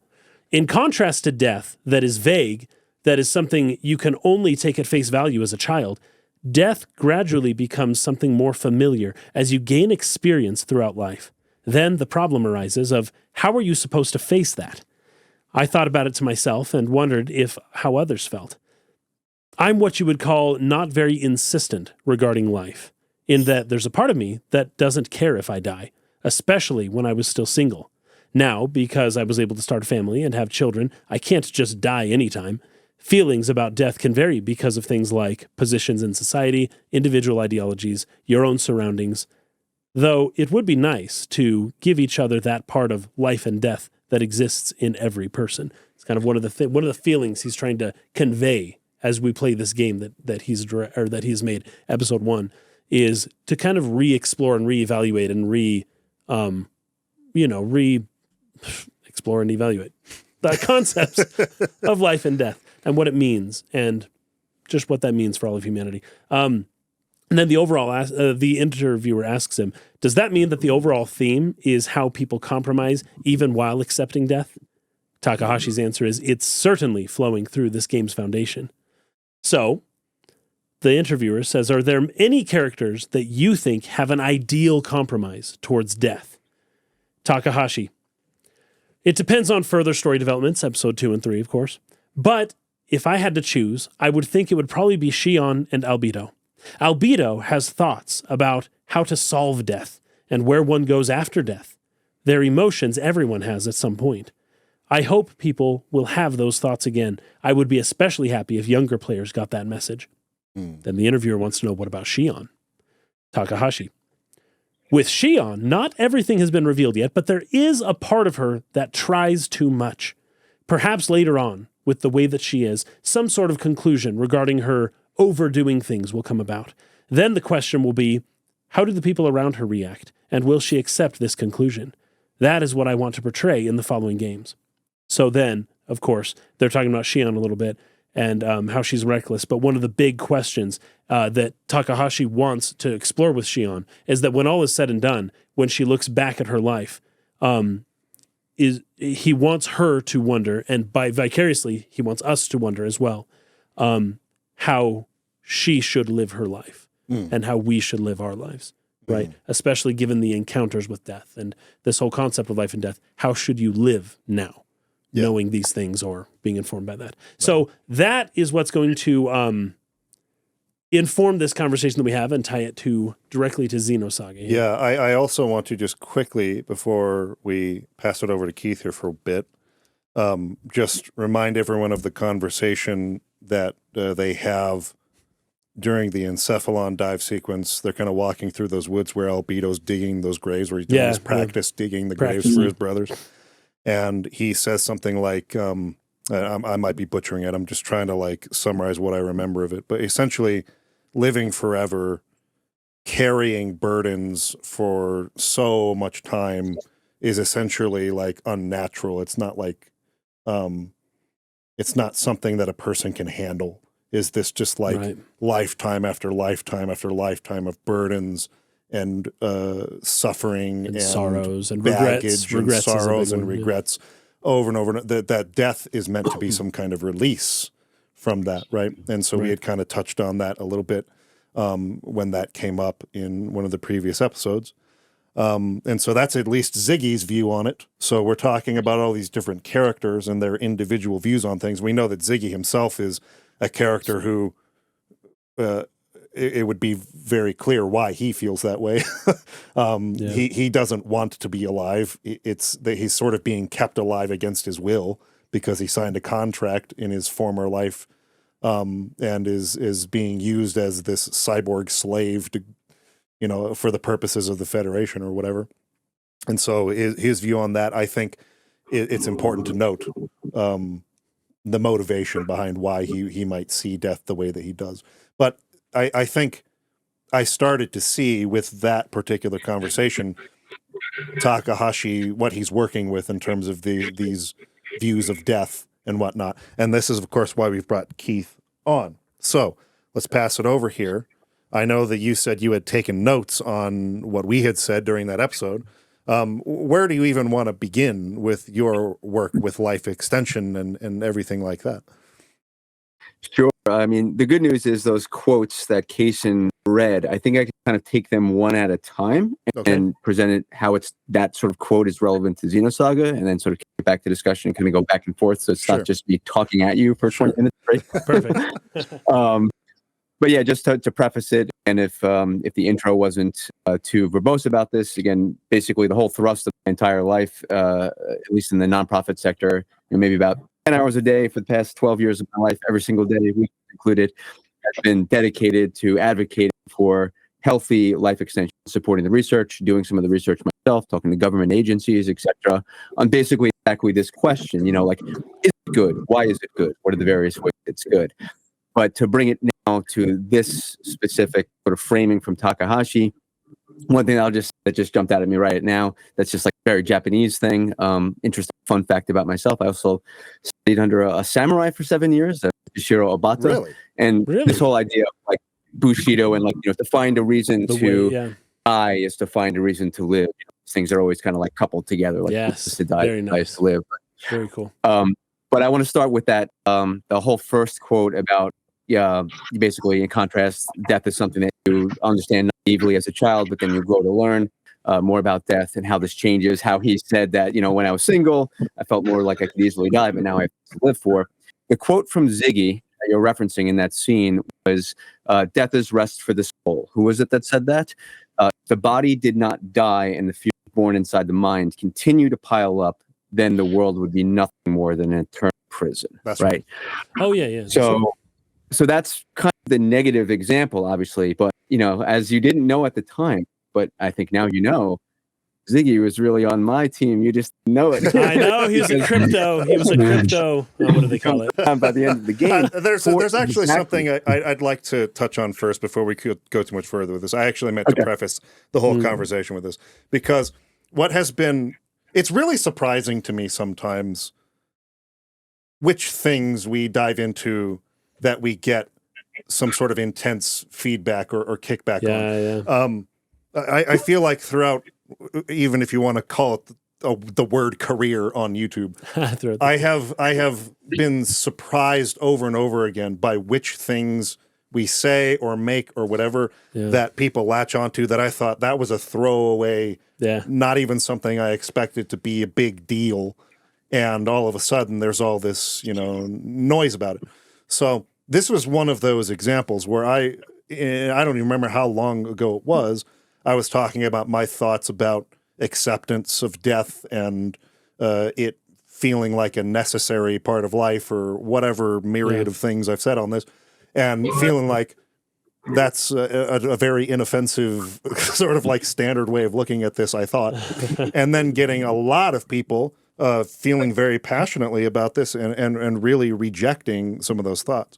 And so there's been sort of this buildup where even in the comments section leading up to this conversation, there's a little bit of a tribalistic team-based setup happening here that I did not intend to happen.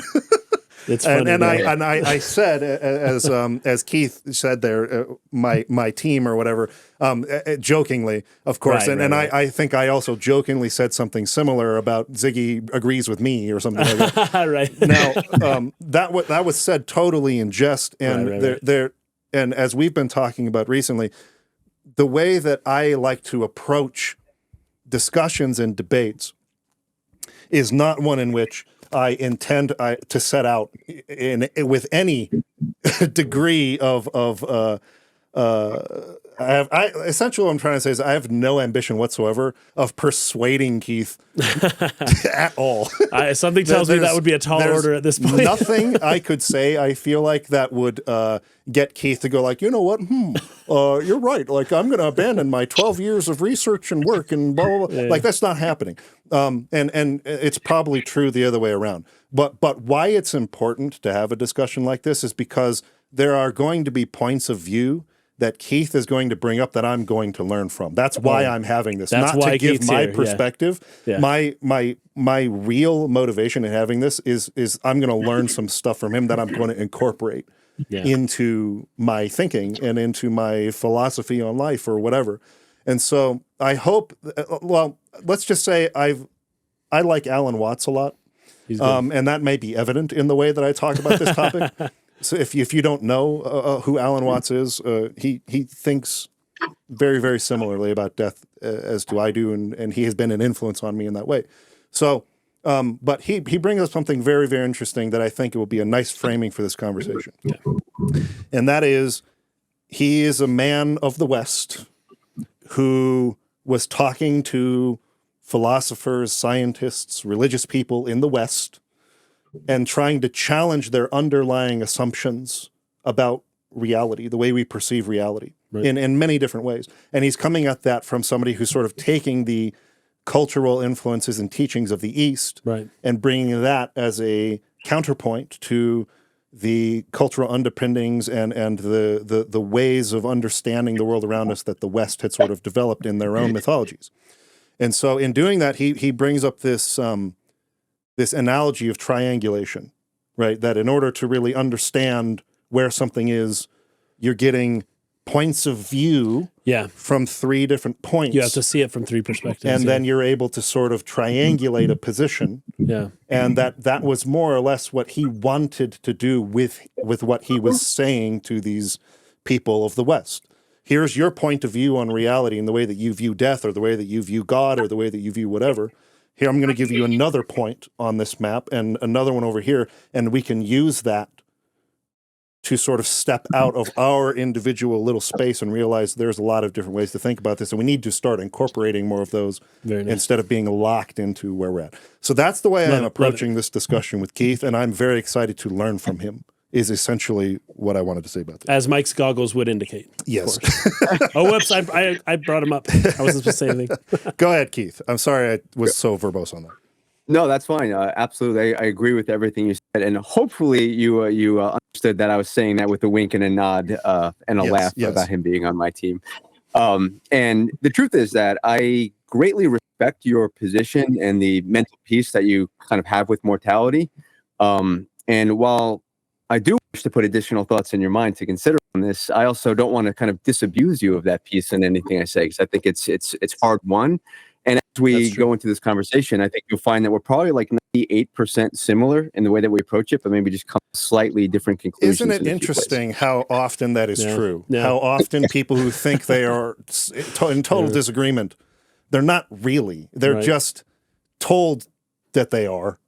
And in reality, you're more or less 70 or above % in agreement on most things. There's just maybe a different way of going about it, or a different context of how you think about it. But in reality, I think most people are in agreement on where we stand on how we wish we treated our fellow human beings, and of course, fairness and freedoms and all this kind of thing. So anyway, go ahead. Yeah, so to bring it back to Ziggy and that quote that he had, it's very important to note, as you noted, I think in the most recent video that you guys had, was the thing that sort of changes his mind on this is that he realizes that through Momo and Yuli, he has something to live for now. Right. And as you can be, what should be obvious is that what needs to be implicit in the value proposition of a life extension advocate like myself must inherently be the notion that life is wonderful, and thus more of it is good. Yes. So you can see that, when Ziggy first had that quote, when he first said that, it was built on this implicit sense that things are just going to stay horrific. I think you called it a hellish existence case in the last video, right? Yes. Or it's just going to get worse. And that's why it would be because the necessary condition in his quote was that the fears born inside the mind are piling up, that this is a negative train that's just getting worse and worse. Right. So I think, again, one of the things that's going to swing people, I think, on life extension is to just make life more wonderful and try to serve life as much as you can. And I think there's an onus, here's where it gets personal and where it might be a little bit relevant to you, Mike, as well, is I kind of take it as a responsibility on in terms of personal will to power, that the recognition that life is wonderful. So even in the most horrible times, going back to Viktor Frankl's man's search for meaning kind of stuff, like people in Auschwitz and stuff, right? It's it's still, the onus is still on you of how you parse reality and to try to dig out what is still beautiful, what is still wonderful, right? So I think that's kind of the transition that Ziggy goes through. And I think is, regardless of when your number is up, right? You want to try to look at life that way. And to quote back to our favorite, guy, Nietzsche, one must imagine Sisyphus happy. Yeah. No? Oh, that was Camus. That was Camus. Oh, sorry, Camus. Yeah, and that actually relates to another Camus quote, which is, in a sense, everyone who hasn't sort of committed suicide kind of tacitly agrees with this in a way, because was Camus that also said, was that the only philosophical question is whether you commit suicide? Yes, the only suicide, real. Yeah. So that I think is relevant for the first quote from Takahashi there. And I guess I'll just jump right to the second one of how death kind of suffuses the game. And I think, again, this kind of comes through the lens of terror management theory and Albedo again. Most notably, that one quote that he has that I think is amazing when he's saying, that when he fused with Ubu, he climbed the great chain, the great chain of existence. Yep. And here's the quote that I think is relevant. And saw the leaning tower of culture that humans have struggled to construct. And it's not even a tower, it's a rotting scaffold built with meager knowledge and pitiful tools.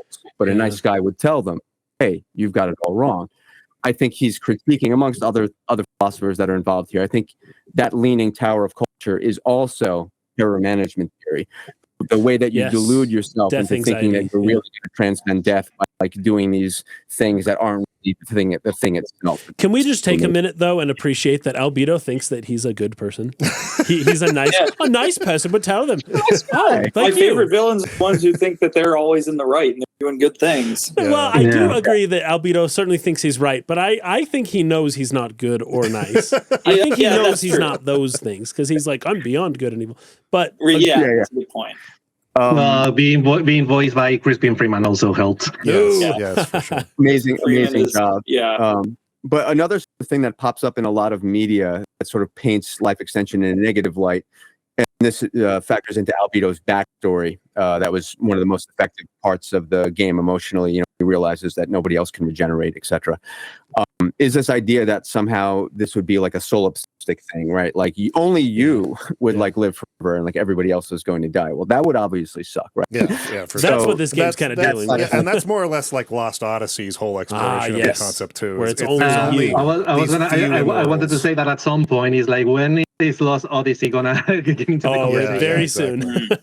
Right now, early on. So to kind of just tie a bow on the terror management theory aspects, so we can move on to other things. What I think is sort of the best of both worlds is to sort of do like, what Mike has done in a sense, in like a healthy way, borrow something from the Buddhist sense of like non-attachment to become comfortable with the fact that you very well may die, to look over the precipice and understand what that means for attachment, what that means for humility, etc. But then harness that energy in the service of the protection and flourishing of life and overcoming horrific diseases that have no place in a moral world. Because here's the part, this maybe is a little bit dodging like your deep philosophical issue with living forever, Mike. Yeah. But that affects like everybody else is that if you're going to say, well, the human culture is based on people living around a maximum of 100, and it might get weird if you live 200 years old, etc. That's kind of an unknown. And it's sort of a variation of the postmodern critique of science and progress in general. But like you have that unknown, but what you have as a definite is 150,000 people dying, many of them typically every single day, that would like the choice to not do that. Oh, sure. So is that unknown worth more than that? It's hard to like kind of square that circle. Does that make sense? Can I just break in here real quick? Because this conversation and I'm sure will continue. This will not be the last time we have this conversation, just because it's fascinating to me. But yeah, there's sort of like a chasm here between what we mean by life extension and then like immortality in this greater conversation. Because what you're advocating for here is not we're going to make people live forever. Well, hold on though. Necessarily. Question mark? Yeah, that's my question. Is how long of life extension are we talking about? What does life extension mean to you? Okay, perfect. So this is a perfect question because most times when I talk about this, I don't have to get into sort of that distinction, but in particular with the way that you gentlemen have spoken, it becomes very relevant because correct me if I'm wrong here, I think you guys would have no problem with curing Alzheimer's disease and this and that, which would make us live maybe 140 years. It's more this deep, like, what does it mean if we live 5,000 years? You're more of that, right? Yes, right. Yeah. So here's where I get into the things that I don't normally talk about, but I do honestly think about. This is going to sound like incredibly sort of like hubristic or whatever to even think about this stuff, but I think about things like the entropy heat death of the universe and how if, like when you guys are talking about Outer Wilds, one of the things that you guys liked about it, or you that allowed you to be comfortable with that absolute destruction was still that notion that something will be born after that flowers bloom from the grave of the one universe to create the next universe, right? And I find that idea beautiful as well. But what if not? What if entropy heat death just gets to a point where the universe cools and dies to such a point where there's no life and no even memory of life? I find that in a weird sort of way that kind of threatens meaning. In the sense that, have you ever watched a movie where the characters at the end just have all their memories wiped or something like that? And you're like left with this feeling like, well, why did I get invested in the story if like nothing mattered in the end, right? Right. So the way that I connect this to life extension, and again, this isn't what I advocate on a day-to-day basis, but you might be interested to it, is that I think, well, if we might want to try to someday, trillions of years in the future or whatever, have a chance against that. And maybe that's the one big question of the universe. Does life survive or do we get entropy heat death? What are the kind of roadblocks on the way back to the progress of saving the universe, right? Obviously that's the far one in the future, but near term is like the sun exploding. Nearer term there is like, are we going to destroy the earth, etc., or are we going to get hit by an asteroid? And this is where I think life extension suddenly becomes relevant. Because it's very clear that you can map the pace of human technological progress to life extension. As one example, Nikola Tesla I really believe that he was very, very close to discovering wireless electricity for the world. But like almost everybody, Right. he spent the last 5 to 10 years in his life in significant cognitive decline and didn't get to achieve that. A lot of How the much- geniuses Yeah. of the world share that commonality. I mean, Nietzsche, at least one of them. Like same thing with. Oh, yeah. A lot of the smartest people that have ever invented things like this, they are not only crazy, but they tend to not be able to do it for very long. They burn themselves out. Yeah. That's correct.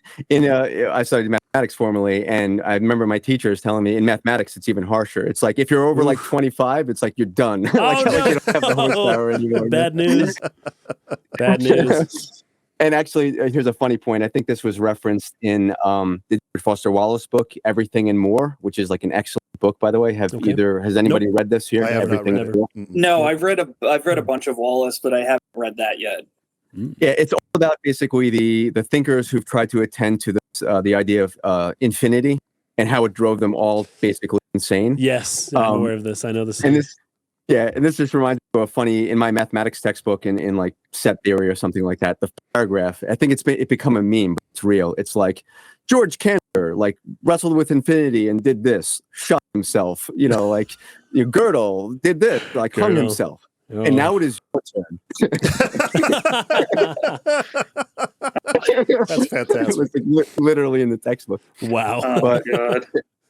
But anyway, Girl, that was a genius. I guess to bring this back sort of more of like a philosophical thing is that this might be Pollyanna-ish, what I'm about to say, but I really do believe that in the modern world right now, there's like people, the boomers might critique the millennials of like being vapid, et cetera, et cetera. Right. But I don't think that's true. I think the younger generation, just like everybody, is hungry for meaning, but there's kind of a loss of things that can feed that. And in the olden days, you might have been somebody who worked on building a church that's going to take 500 years. And even though That's you're right. never going to see the fruits of that labor because you believe in something that is beyond yourself, that is greater than yourself, that will survive you in a sense.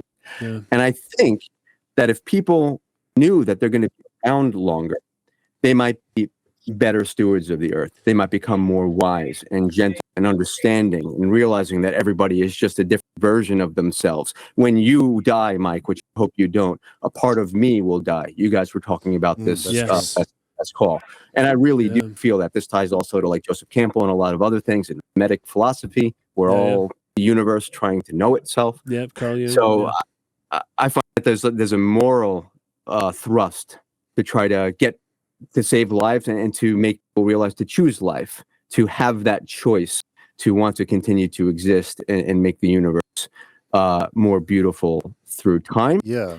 And I have a thought experiment for you, but I want to pause there because I was talking a lot, and then I can ask you some I just interesting... wanted to cut in again real quick and say, despite, or I guess to clarify anything I may or may not have said about my position on life and death, I never intended to say that I wish to take away the choice from other people. I remember there was a comment we got where someone seemed to have gotten the idea that like if something that Keith, say, is similar to he's working on and there's legislation passed about life extension and how are we going to then manage like population control or whatnot, or people are given this choice, that I would somehow oppose those who wanted to choose to live longer. And it's just like, not at all. Like everybody's life should be put into their own hands to choose how they live that. I also believe that about death too. This is a little bit more controversial. I believe if people want to choose that, they should be allowed to do that. There's many places in the world where they will not give you that choice. The physicians are not allowed to do anything other than heal you. They're there to do everything they can. That is the Hippocratic Oath. Right. Yeah. So in any case, I really believe that everybody, that we should protect that. I would work to protect a person's right to choose to live longer if that's what they want to do, to defeat a lot of these horrible diseases that Keith is talking about, to live longer. I think even in certain ways, because I'm not a parent yet, for instance, right? And you are, and there's a certain aspect of life that I still don't even really understand yet. That's what Takahashi brings up in his quote. That's exactly what I related to. Yeah. Like almost to a T, I related so much to that, what he said there. There's a part of me where before I was married, like would not have cared at all, and in fact didn't at one time, whether or not I lived at all another day. I was totally okay and comfortable with just dying whenever. Yeah. But now it's a lot more complicated. Now, and it's not even necessarily an obligation. I don't look at it that way. But it is just more complicated. It's just more like well, if I go, what does that mean for the people I love? I don't want to hurt them, right? That's the Cloud Atlas. Our lives are not our own. Yeah. And that becomes more obvious as you build more relationships and deeper relationships. Yeah. You realize that your life isn't just yours. And that all works into what we talked about last time with the fact that what makes life worth living is that connection with other people. Yeah. And the more of that you have, I think the more you want it to go on and the more you'd like to extend it, the more you'd like to see your next generation of grandchildren or whatever. Yeah, exactly. And the less of that you have, I think the easier it is to say, oh, what's the point? So I'm very much aware of all that, and I very much agree with all that. I just wanted to cut in and say that, like, I think that life extension in the context that Keith is talking about here is something I very much support. It's a well, if I may, the thing is that with the whole thing with immortality, for me, that's the center of the issue. You know, it's about society, about human relationships, and for example, one thing that always comes to my mind when it comes to this is when you think about animals that are, there's like a type of jellyfish that it's biologically immortal. There are other animals that have like hundreds of years lifespans, but they all have something in common. Although Keith, correct me if I'm wrong, but none of those creatures are social animals. Ooh, there's the key. There's the key to a long life: isolation. Well, there's a good number of creatures that kind of are sort of functionally immortal. So you're talking about like a hydra jellyfish. It kind of does it in a weird way. Also, lobsters are kind of like that. They sometimes call it negligenescence, which basically just means that they don't get worse as they get older. And somewhere at the bottom of the ocean, there's probably this massive lobster creature. Well, they die because they grow too large for their own shells. Oh, that's right. It's not because of their telomeres or whatever. Yeah, they're not getting older or degrading. Interesting. Yeah, they call it like senescence is a term that's used, which is sort of like degradation. But I don't want to get too heavy into the science. To go back to sort of the more philosophical aspects, this, Mike and Kason, is an area of maybe unexpected confluence, is that I also am in favor of people being able to choose suicide if they want. I would like to try to inspire them to want to live, but ultimately, if that's because I'm for freedom, right? Absolute freedom of the self, right? So you wouldn't make it illegal.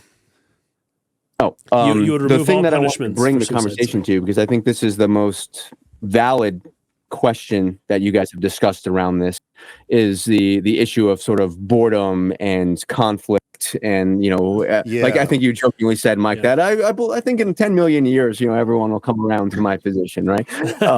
So I think that there's a few, in my opinion, like good faith critiques that need to be engaged with on this topic, because some of the other ones, like, oh, we're going to have overpopulation, etc., they're actually sort of easily dismissible with data. Yes, in that case, it's because life expectancy is actually inversely correlated with birth rate. So in fact, it's the opposite. Just for the sake of the audience, I think it might be nice to at least maybe even briefly touch on some of that.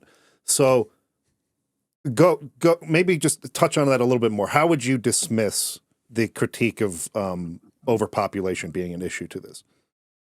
Sure. Yeah. So basically, just because if you look at the historical data, now that whether it's directly causal or because of other correlated factors like women being educated and contraception, et cetera, but like for the past 100 years or whatever, since medicine has been really taking off, as average life expectancy increases, it is inversely correlated with birth rate.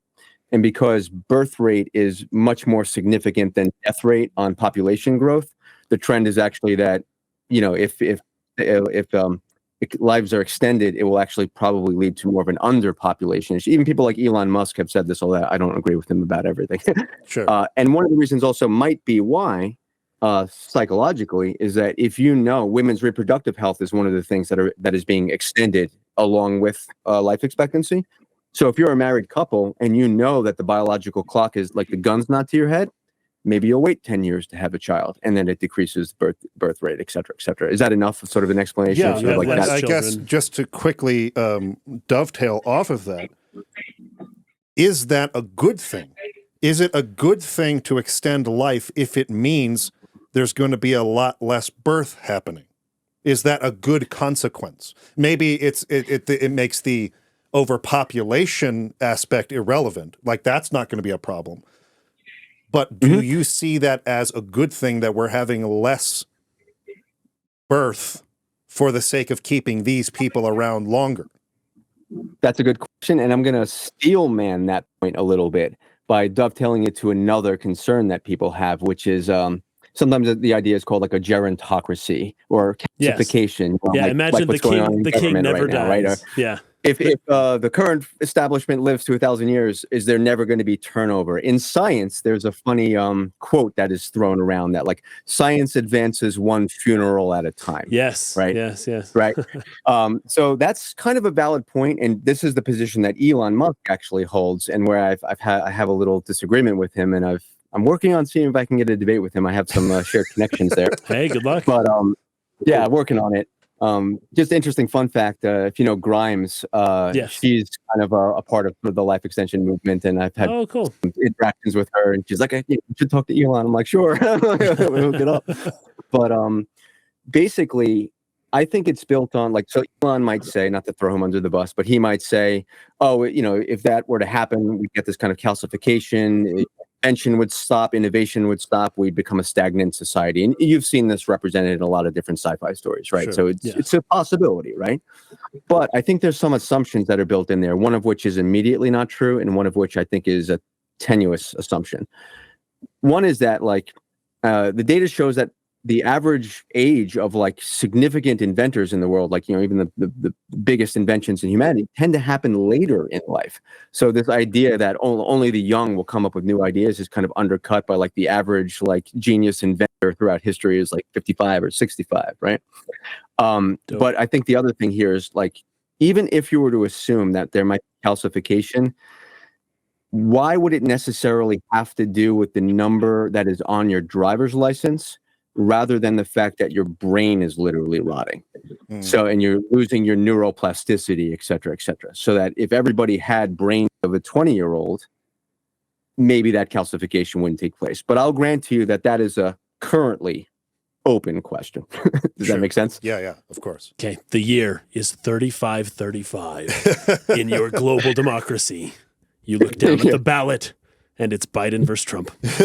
Let's get some more options for people. the 1,000th time in a row because they never died. The types of things we're talking about, the reason it's so difficult to, like, really talk about them is because there's just so many things you'd have to consider to, like, about the way our societies even operate. I think you even brought this up just a little bit earlier, Keith, on this sort of cycle. They work because of this life and death cycle. Yeah. But if that is erased, then it's going to have to change the whole way we think. It would have to, about necessarily, the way we structure things. Unless it's just like, hey, vast. This guy was a good king, and it's okay that he never dies, and he's still Just the king gets 1,000 to be the years king later. forever, He's just the king. But does and he maybe stay that's not the a problem. same? Because that's the other thing. You're People right. He'll change over time. I mean, how much different is a person going to be if they live 3,000 years? Well, Keith?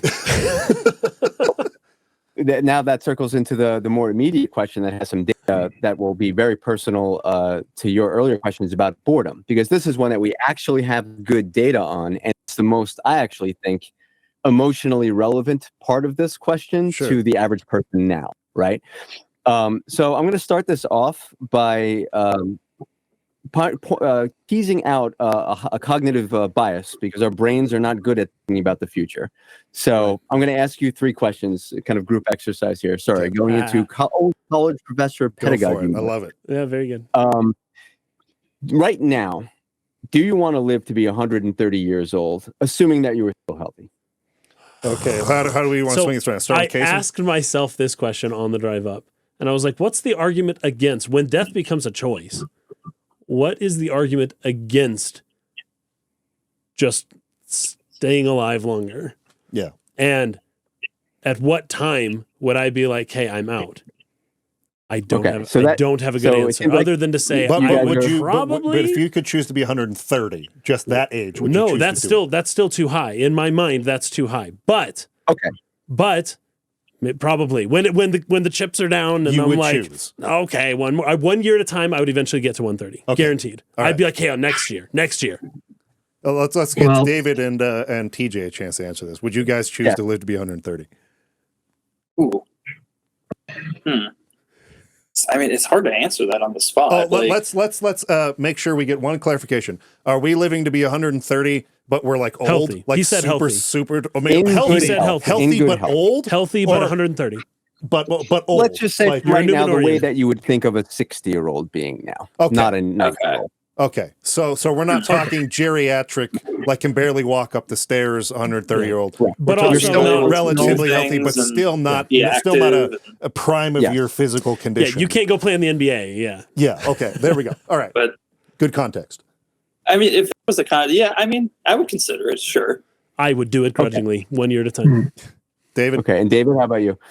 Yeah. Well, I always say that people are not really afraid of death. They are afraid of dying when they are not ready. Yes.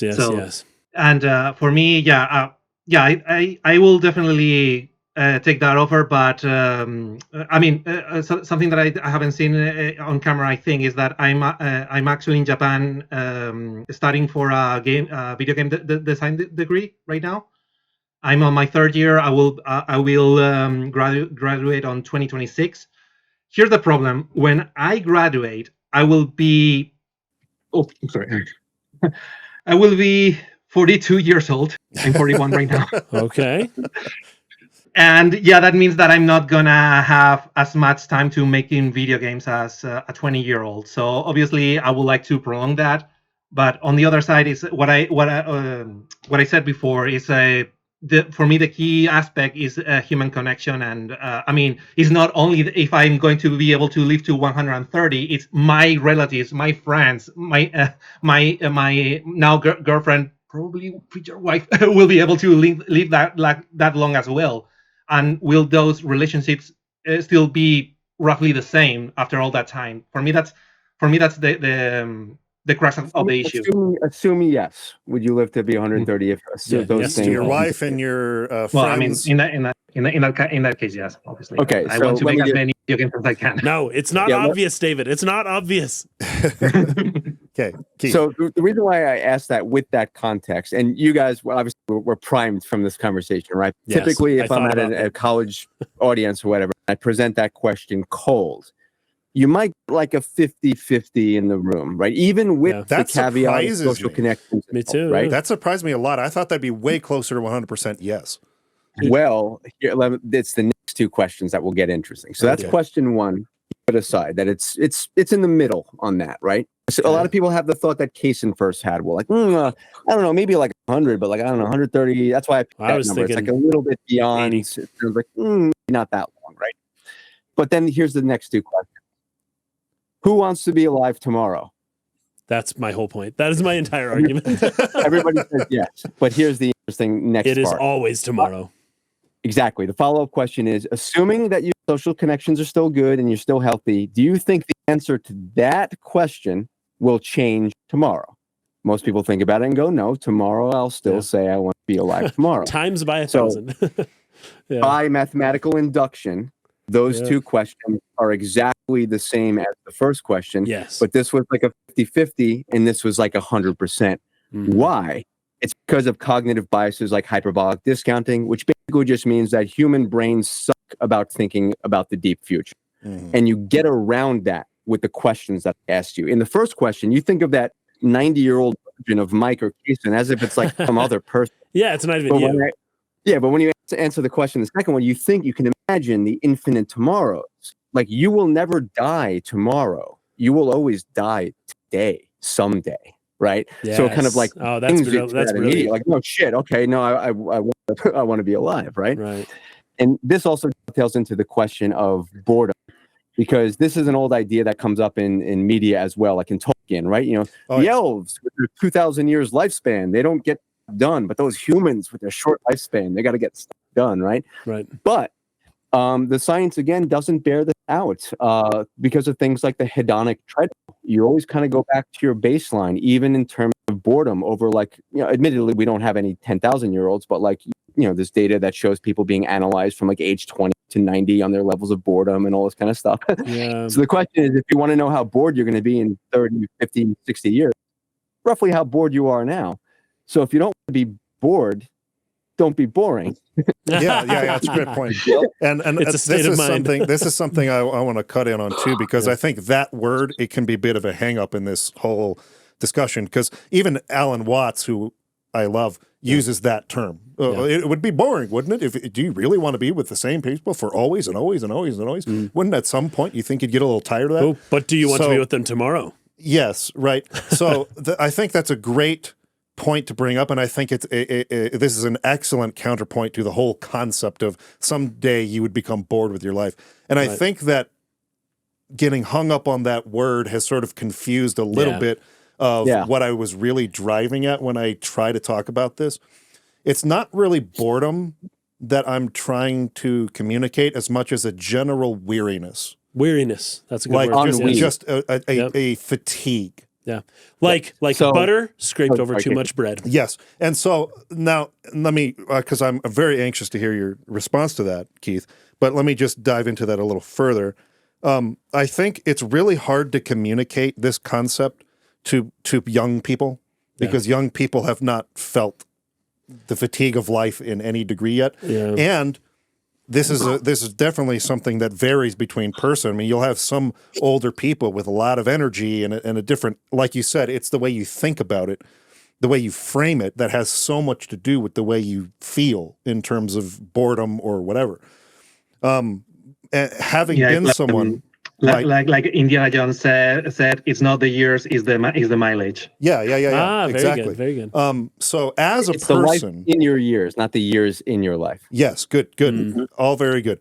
As a person, from just my little prism in which I live here, at a relatively young age, unfortunately, I feel like that kind of fatigue that Tolkien alludes to in the Middle-earth stories with the elves has already been accumulating in me.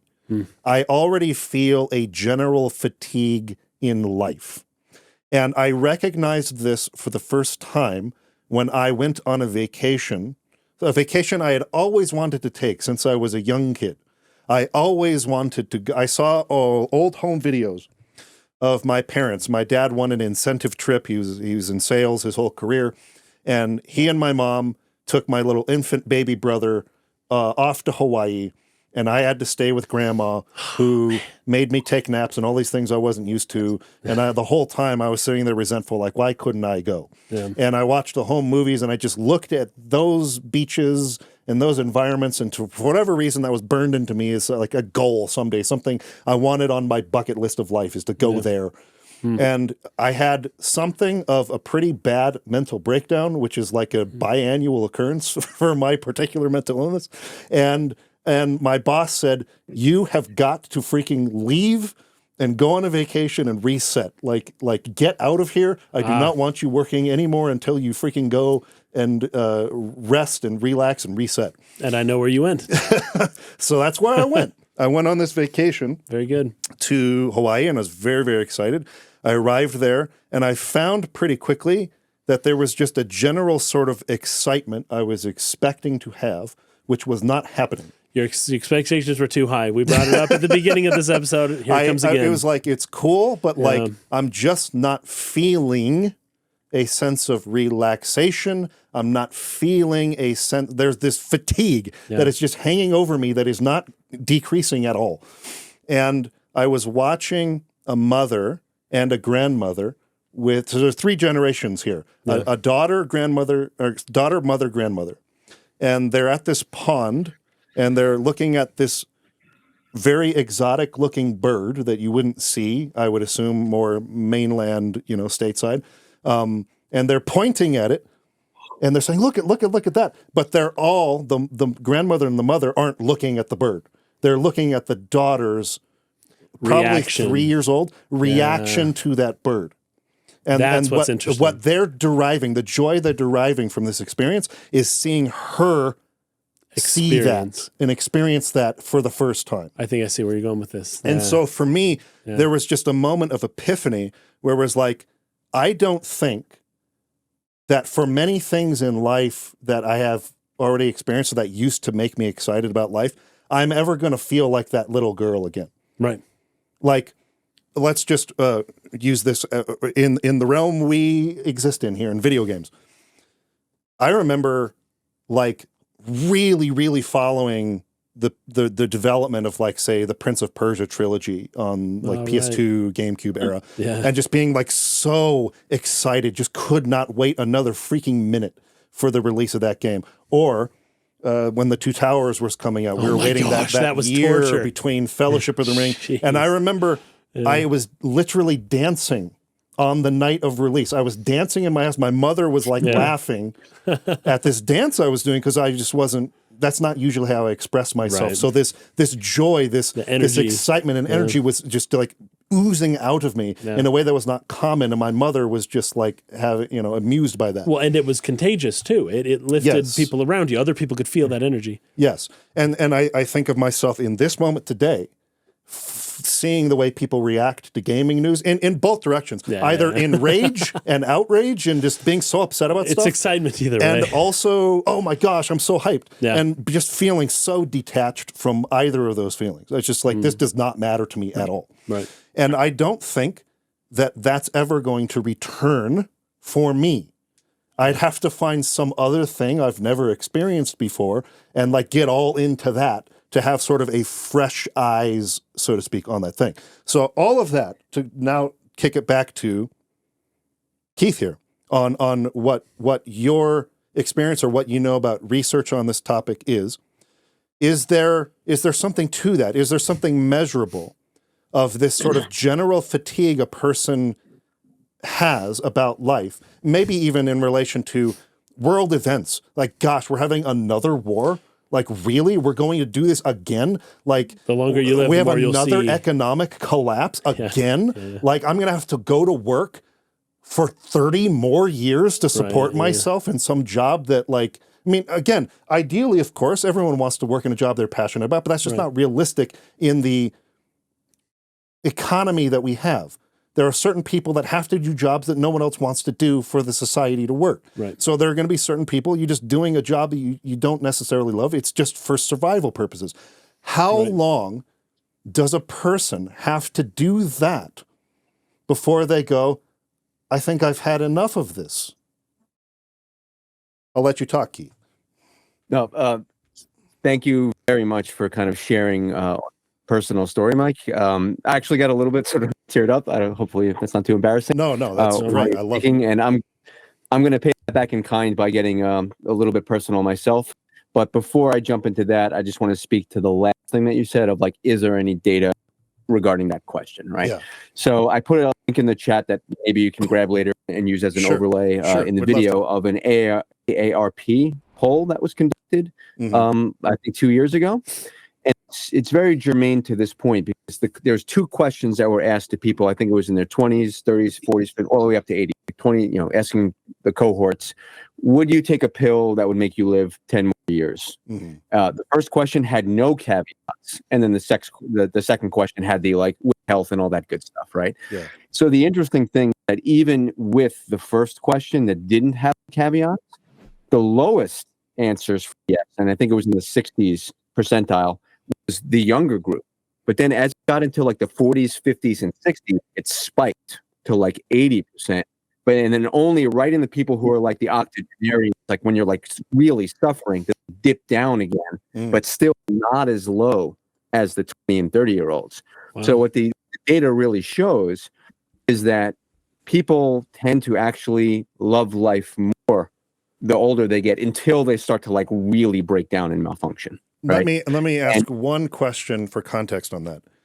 Do you think that that data might be influenced by the fact that a lot of these people get into their retirement twilight years where they are now more free to do the things that they love and less bogged down in the, first of all, raising a family, which in and of itself is a large financial burden, and there's a lot of stress that comes with that. Yeah, but once those birds leave the nest, right. and there's not as much responsibility and financial burden, and they're getting into retirement, do you think that affects why you see that uptick? I think it's fair. I don't think there's been enough conclusive data, but I think it would be fair to say yes. And that's another reason why, when we're talking about a conversation like this, we're obviously talking about this one thing in isolation, right? Yeah. Like life extension. But, these are questions for other days, and maybe they pop up in other video games. But like, this is why I think if you wanted to have people being happy with longer lifespans, you're going to have to pair that with other radical things, guaranteed minimum income, or like these kind of ways that allow people to have a free life sooner and longer and be able to have that freedom that the retirement would give, because then they get the benefits. They get to play with their grandkids, but they don't have to work, et cetera, et cetera. Right. And I've also found that polling data is corroborated by a lot of sort of like anecdotal experience that I've had, because I give a lot of talks with groups of people. And if you ask 20-year-olds, who here would take a pill to live 10 more years longer at the end of their life? Again, you might get a middling answer. You might get 60%. But if you ask like healthy and happy 80-year-olds, would you want to live till 90? Everyone's like, yeah, 100%. So it's 10 more years in the middle of your life, not at the end of your life. Yeah, they call it protracting the period of good health. Health span is the word that's health used. Span. Interesting. But now let me go into a personal story to piggyback off of what Mike was saying. So what was making me tear up was when you were talking about sort of the tiredness of life, the existential, like, I think I might be done with this for a while. Yeah.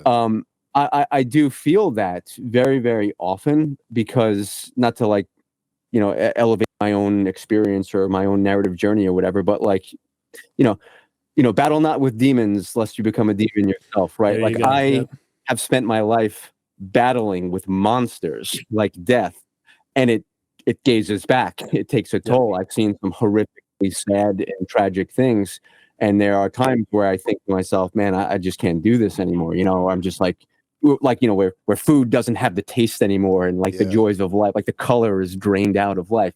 So I do feel that.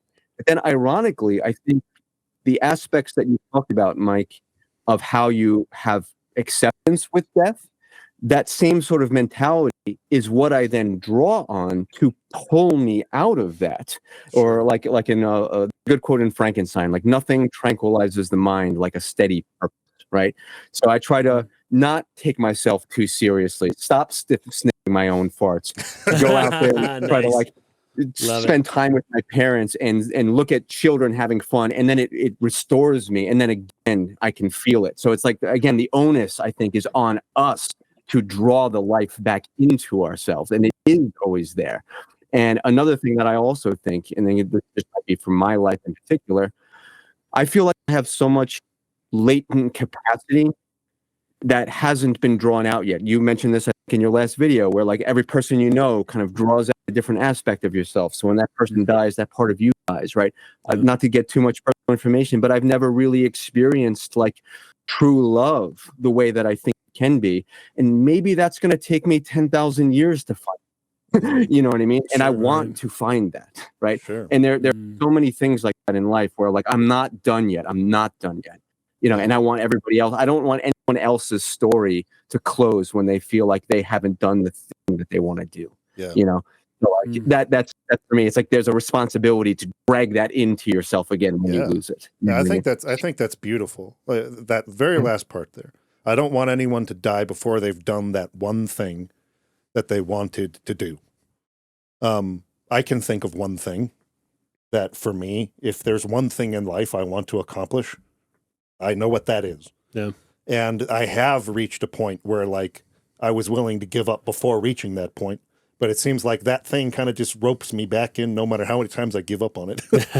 There's just one thing, for whatever reason, I'm just compelled to try to accomplish. And I would like to have done that before going ideally. And that is to make $10 billion. No. Well, Here's one thing. Go ahead. Yeah, about this whole thing about feeling tired of life and stuff like that. There's something that I think I can add to that. The thing is that I felt that same tiredness, Mike, myself. The things that I wanted to come to Japan for a very long time. Like it took me literally 11 years to the day to from the moment that I decided that I want to live in Japan to the moment that I actually got here.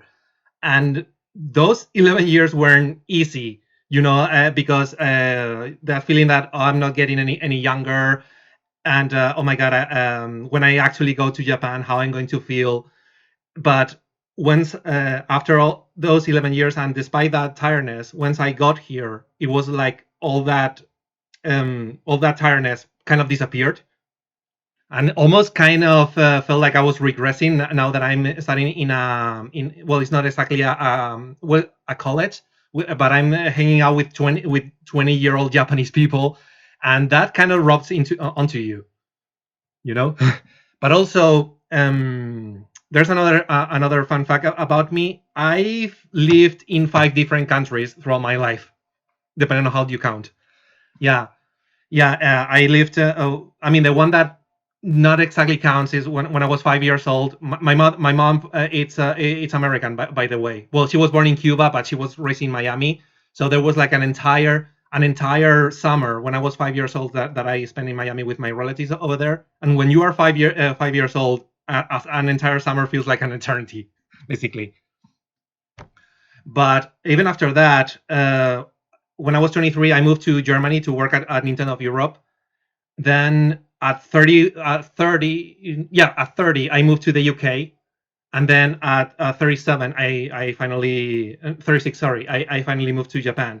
And every single time that I moved countries, basically that was like a new opportunity for new experiences.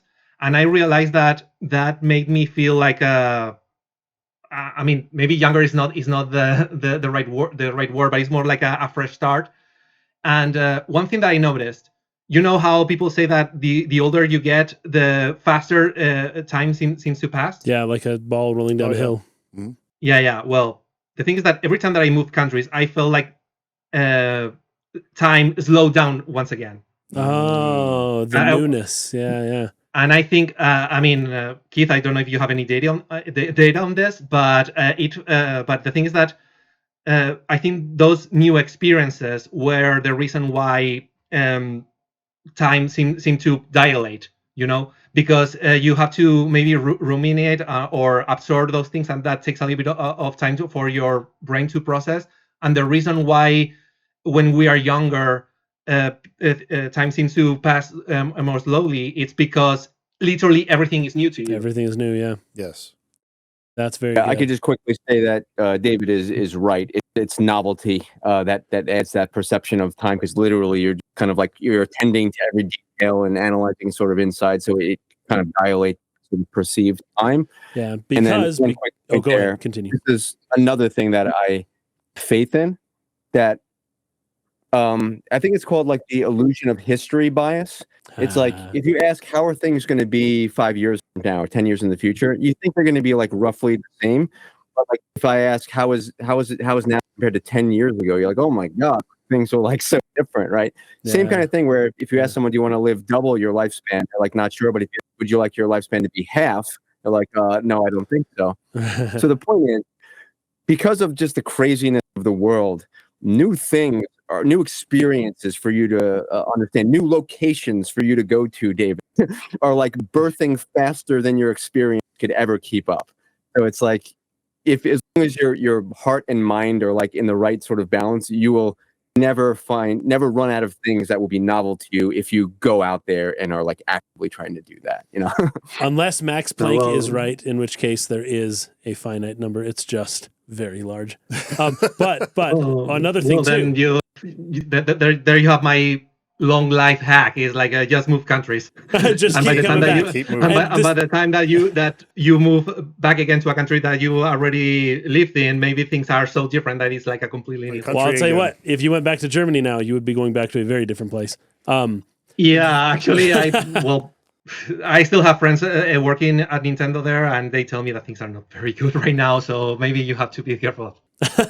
But this goes back to something I said a few months ago, and this is sort of just confirmation of the idea that time is measured in moments and Yes. not minutes. Yes. Right, the way that you actually experience life. As there are less moments, time seems to go faster. Right, as it doesn't matter whether the metric minutes are technically, they're laid out in front of you in rational space or not. You experience life in moments. Yeah. Okay. If it were left to me, We would continue we would for continue 12 this hours. conversation for at least another 3 hours, and we will, Yeah. just not in this video. I'm gonna have Keith back. We're gonna do Lost Odyssey We're gonna do eventually. Lost We're gonna Odyssey. do this. This will keep Xenosaga coming 3. up. We're It's going to do happen. Xenoblade. So we will have you back, but I do want to at least leave off on this note. Of as everyone's talking, there's like, oh, I could go this way. Oh, I could talk. I could Me latch too. onto that thing and go that I've way. had to hold my tongue. So there's a lot that has been left unsaid. Let's just put it that way. And I'm sure our guests feel Comments. the same way. Well, I hope the comments can enlighten us a little there. Sure. But I wanna leave off on this for like all the people who listen to my thoughts on this topic and feel maybe that it's depressing or that it's sort of like contradicting how they feel, and they feel a little bit riled up by it. I want to at least state my intention in saying anything I say on this, and again reiterate.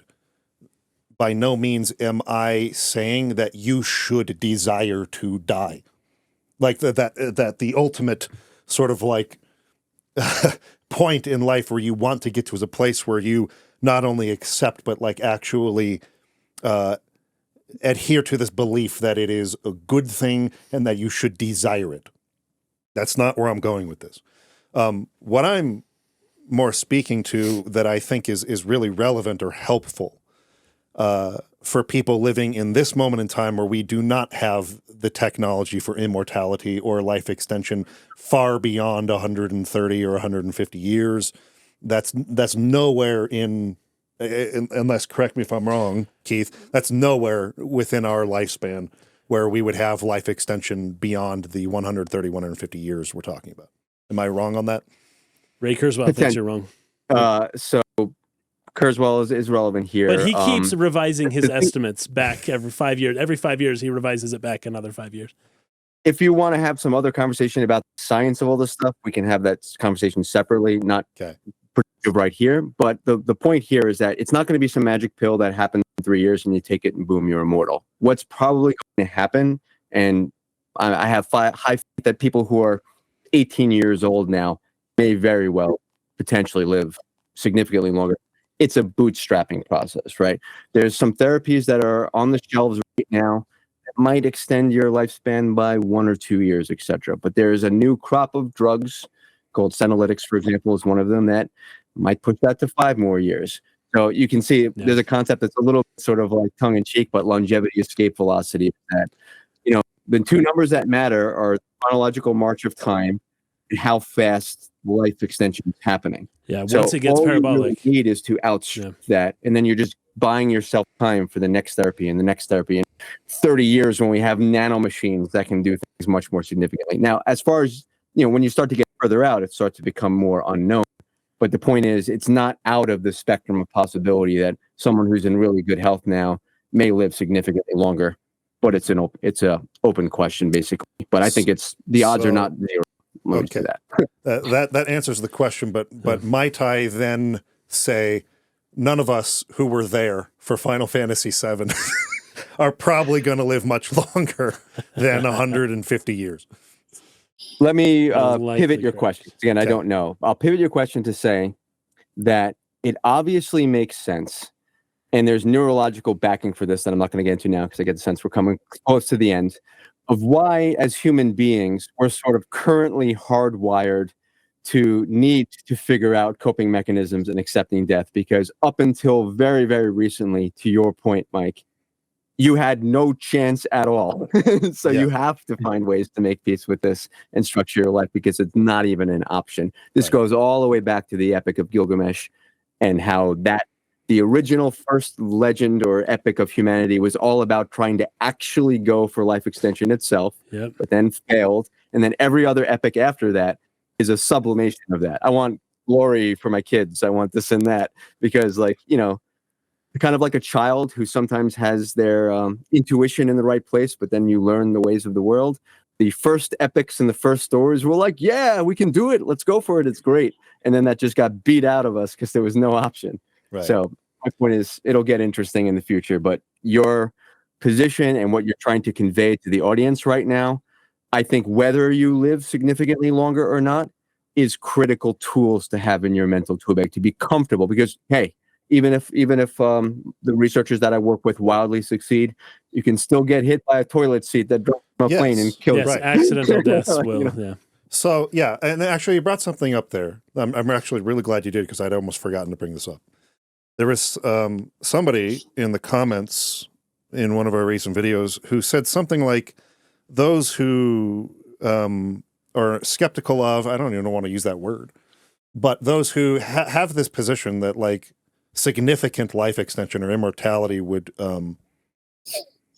not be, that would be something against nature, that eventually you would get tired of it, or whatever we've said about this. Yeah. You're only coming to that conclusion to wait to pat yourself on the back because you realize I've heard this, that you are absolutely not going to. You have no choice. You will die at some point, and you're Yes. trying to make yourselves comfortable with that point. Copium. And yes, copium, in which you are resisting the real possibility that there could be immortality at some point in the relatively near future. And so, like, that's what's really going on with you. And I just want to say, first of all, as a matter of practice, I try really hard not to assume the reasons why people land on the conclusions they do because of something like this. And I'm not trying to call this person out. I'm really not. I'm just trying to say that's not the reason. I am not coping when I say I would like to die someday, at least from my own personal experience. And there is a real, I don't know if this is possible to explain to somebody who hasn't felt it. There is a real sense that I want that release. I want it. I desire it for real. You would say, oh, you can say that, but a guy comes in with a gun right now, you're definitely going to have your fear of death. Oh, yeah. There's an instinct inside of me that I cannot control. Yes, I don't want to feel the pain, but what I am not afraid of at all, what I am totally comfortable with, is the idea of dying and losing this particular memory system and that thing not existing anymore. I am perfectly comfortable with it, and in fact, there is a part of me that looks forward to that experience, because I really, really, really believe this, and I admit I may be completely 100% misguided, or just my particular life experiences have given me this view of reality in the world that it is missing important context. That's why I have conversations like this with Keith. But there really is a strong sense in me from not only my personal experiences with life, but with death, which I have briefly touched on in previous episodes, and I won't go into detail about now, but also with the death of the ego, which was a separate experience, Right. in which I really felt like that level of consciousness was far preferable to this one. We talked about how what makes life worth continuing is connection with other people, right? The isolation is the part that makes you suffer. Well, that is irrelevant in a experience of consciousness which is not tied to the prism of ego, to the prism of singularity, to a single perspective, to only having one individual view of reality around you. And when I crested this sort of like level of consciousness in which that entire concept was irrelevant, there was a connection with everything around me that was so beautiful that it made any level of this pretend connection we think we have, where I explain everything to you and you're giving me the visual signs that you understand me, and that makes me feel great. Oh, I feel so much closer to you. The reality is, I cannot know that you really understand what I'm saying or feeling. Or that I'm even conscious. Yes, I can't know that. Right. Now, this is also getting into a little bit of a area where there's just not much we can concretely say about whether my experience was true, like whether this is real, a real thing about this sort of like connection with everything around you, with the death of ego. All I can say is that having had those experiences, the real experience with near death, and then the simulated experiences with death of ego, that I found for me that those were experiences that really made the individual ego-centric experience of existence one that felt a bit like a prison. And there's a part of me that feels like there are necessary intervals and vibrations, on and off states in the universe, which is something I'm not going to talk about now because we're going way too long. That make me feel like this is natural. Quickly piggyback on that and not going too long to your point. But yeah, again, very similar. Like I'm a Taoist psychist, so very, very similar to where you're coming from. David Chalmers, Kaysen, is a friend of mine. Problem of other minds, hard problem of consciousness, right? Yes, yeah. So to strike a point of commonality, Mike, on that point, I find that mindset is very important for anybody, whether you're a life extensionist or not, to be able to shift into, because it also will sanity check whether what you're doing is driven by ego or not. Yeah. So there's an author named Susan Cain who wrote this book called Quiet about Introverts that was a New York Times bestseller, but she interviewed me for the next book that she did that was called Bittersweet. And it was all about this. And the question that she asked me that is germane here was basically like, would my life change if I knew I was going to die, right? Especially with what I'm doing in life extension. So when I thought to myself, like, if I knew God existed for real and he came down literally and said, you are definitely going to die at age 72, no matter what you do, Keith, I really thought to myself, I'm not going to change anything that I'm doing. Yeah. So that, again, maybe I'm deluding myself, but that makes me think, okay, I don't think I'm being driven by personal ego or anything like that. So it's very, I think what you're talking about is very important for everybody to be able to introspect on themselves from that lens. Yeah. Because again, my motivation here is not to persuade you to want to die the way that maybe there's a part of me that does, as much as it is that your life will be better and you will be more at peace if you do not have terror surrounding your concept of death. Whether you live to be 500 or whether you live till next week, if you are at peace with, and if you accept this reality, and if you look at it in some of these ways I'm talking about, and you become comfortable with it, you could still, like Keith is saying, choose to live much, much longer than that. But there's this concept of clinging onto something so hard that you actually destroy the thing. Yeah. Oh, interesting. You are driven by this fear of losing something, so you grasp it so hard in such terror that you're not actually enjoying the thing. You actually kill it, right? Anakin Skywalker. Yeah. And this can happen with your own life, right? You're so afraid and have so much terror, and Keith talked about terror management, right?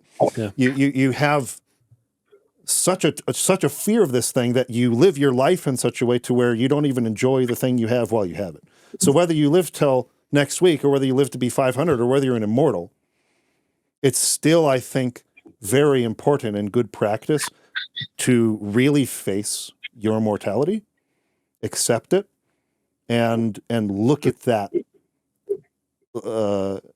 and dispel that terror, because it will make your life better. And that's really at the center of what I'm trying to do when I talk about this, not persuade you to want to die.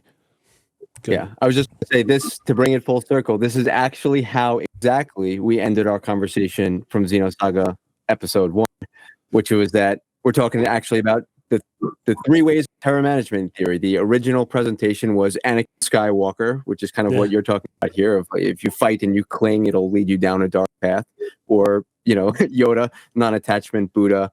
What I had mentioned in that last point, last conversation, is trying to find a third way of a positive confrontation with mortality that still has an acceptance of mortality built into it, into that positive confrontation. So and so if we take that and then we apply it to how we are looking at, and we can take this into our now, we're going to start getting into Missing Year. Missing Year is going to be next week. Xenosaga Missing Year. And then episode 3, maybe we take these quotes from Takahashi and this sort of discussion we've had about death. View it through that and lens. we start looking at it through that lens specifically. That's a great How idea. are these characters approaching their mortality, their death? How hard do they cling to certain aspects of their life? How is that affecting their joy or suffering in their life?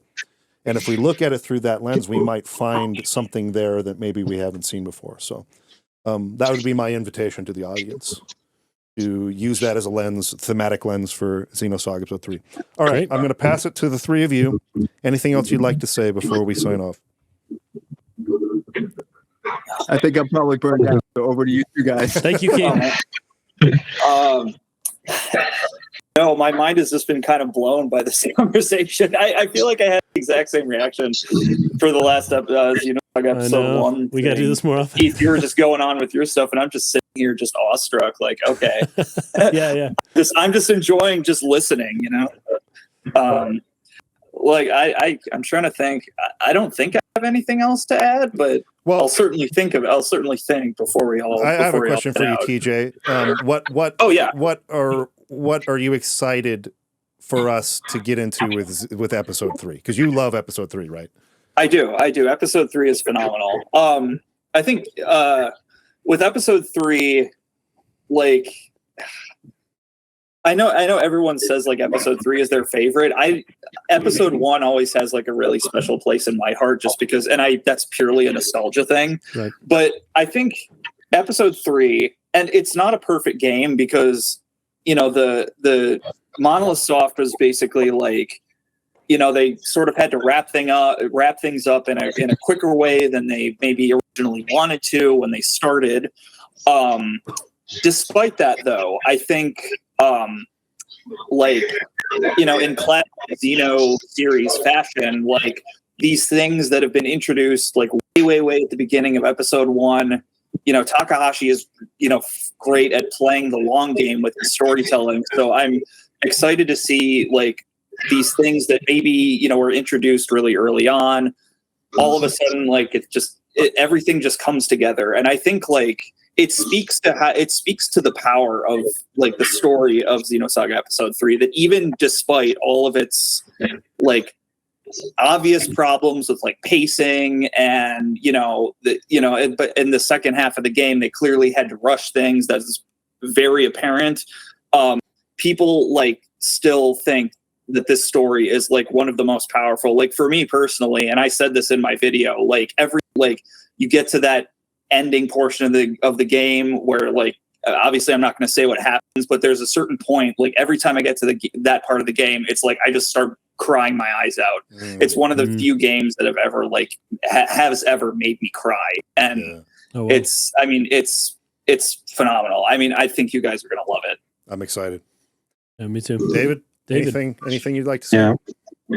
Well, about life extension, I mean, it is something that you, like you guys said, you could go on for like many hours. But I mean, I think I said that the main things that I wanted to talk about, but new things comes up, and maybe I want to say something about this, but about episode 3, well, episode 2, episode 3, it's. The thing is that episode 3 also have like a very special memories, because I mean I played episodes 1 and 2 in Spain. Episode 3 I played in Germany. I think it was the first. I think it was the first game that I imported and I received via mail. The first game that I had to import on a website in order to import it from the US to Germany. And I remember going to the mail office and seeing the box and everything. And it was like a really, really wonderful experience for me. And the thing is that something that I didn't talk about, the things that I made friends over Xenosaga in general. I remember there's especially a friend of mine who lives in Barcelona. He's like the biggest Xeno fan I've ever met. He's even bigger than. I think that he has every single edition of every single Xeno game in exposed somewhere, and I discovered him because he created a podcast in Spanish. One of the first popular podcasts about video games in Spain, and I discovered him because he made an episode about Xenosaga Episode 2, and through starting there, I developed like a really wonderful friendship with him.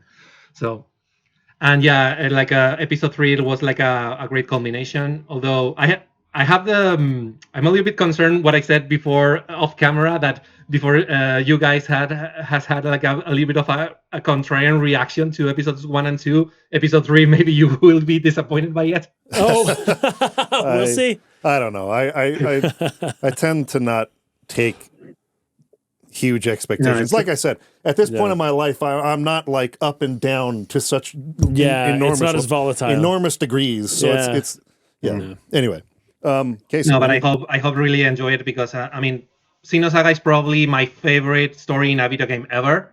This is the moment when Xenogears fans will want my head on a plate, but that's the thing.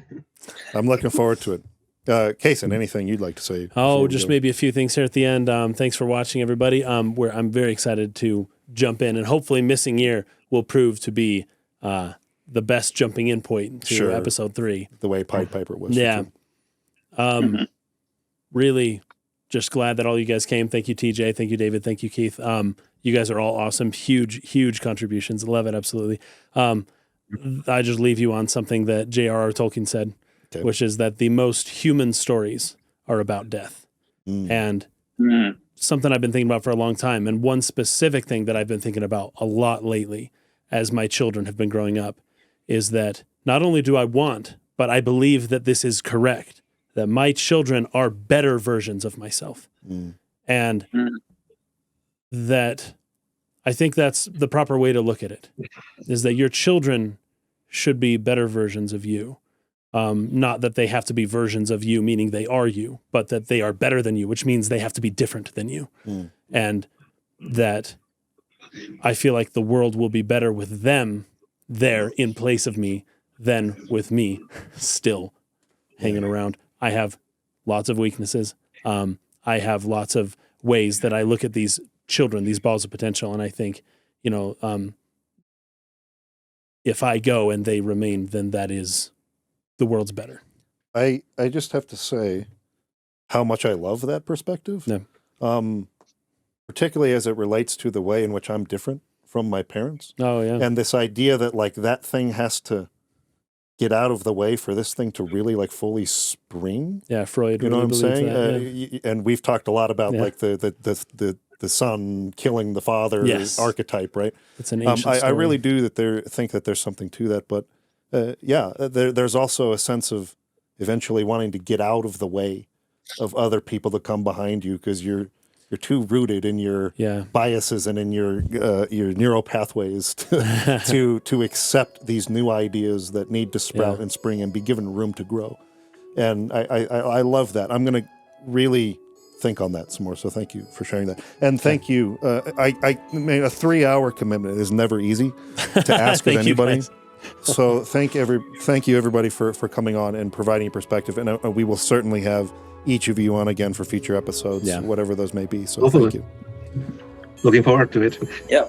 All right. Yeah, thank you so much for this conversation. All right, everybody. We'll see you again next week for Missing Year. Look into Xenosaga Missing Year. That's the episode for next week. Until then, peace out.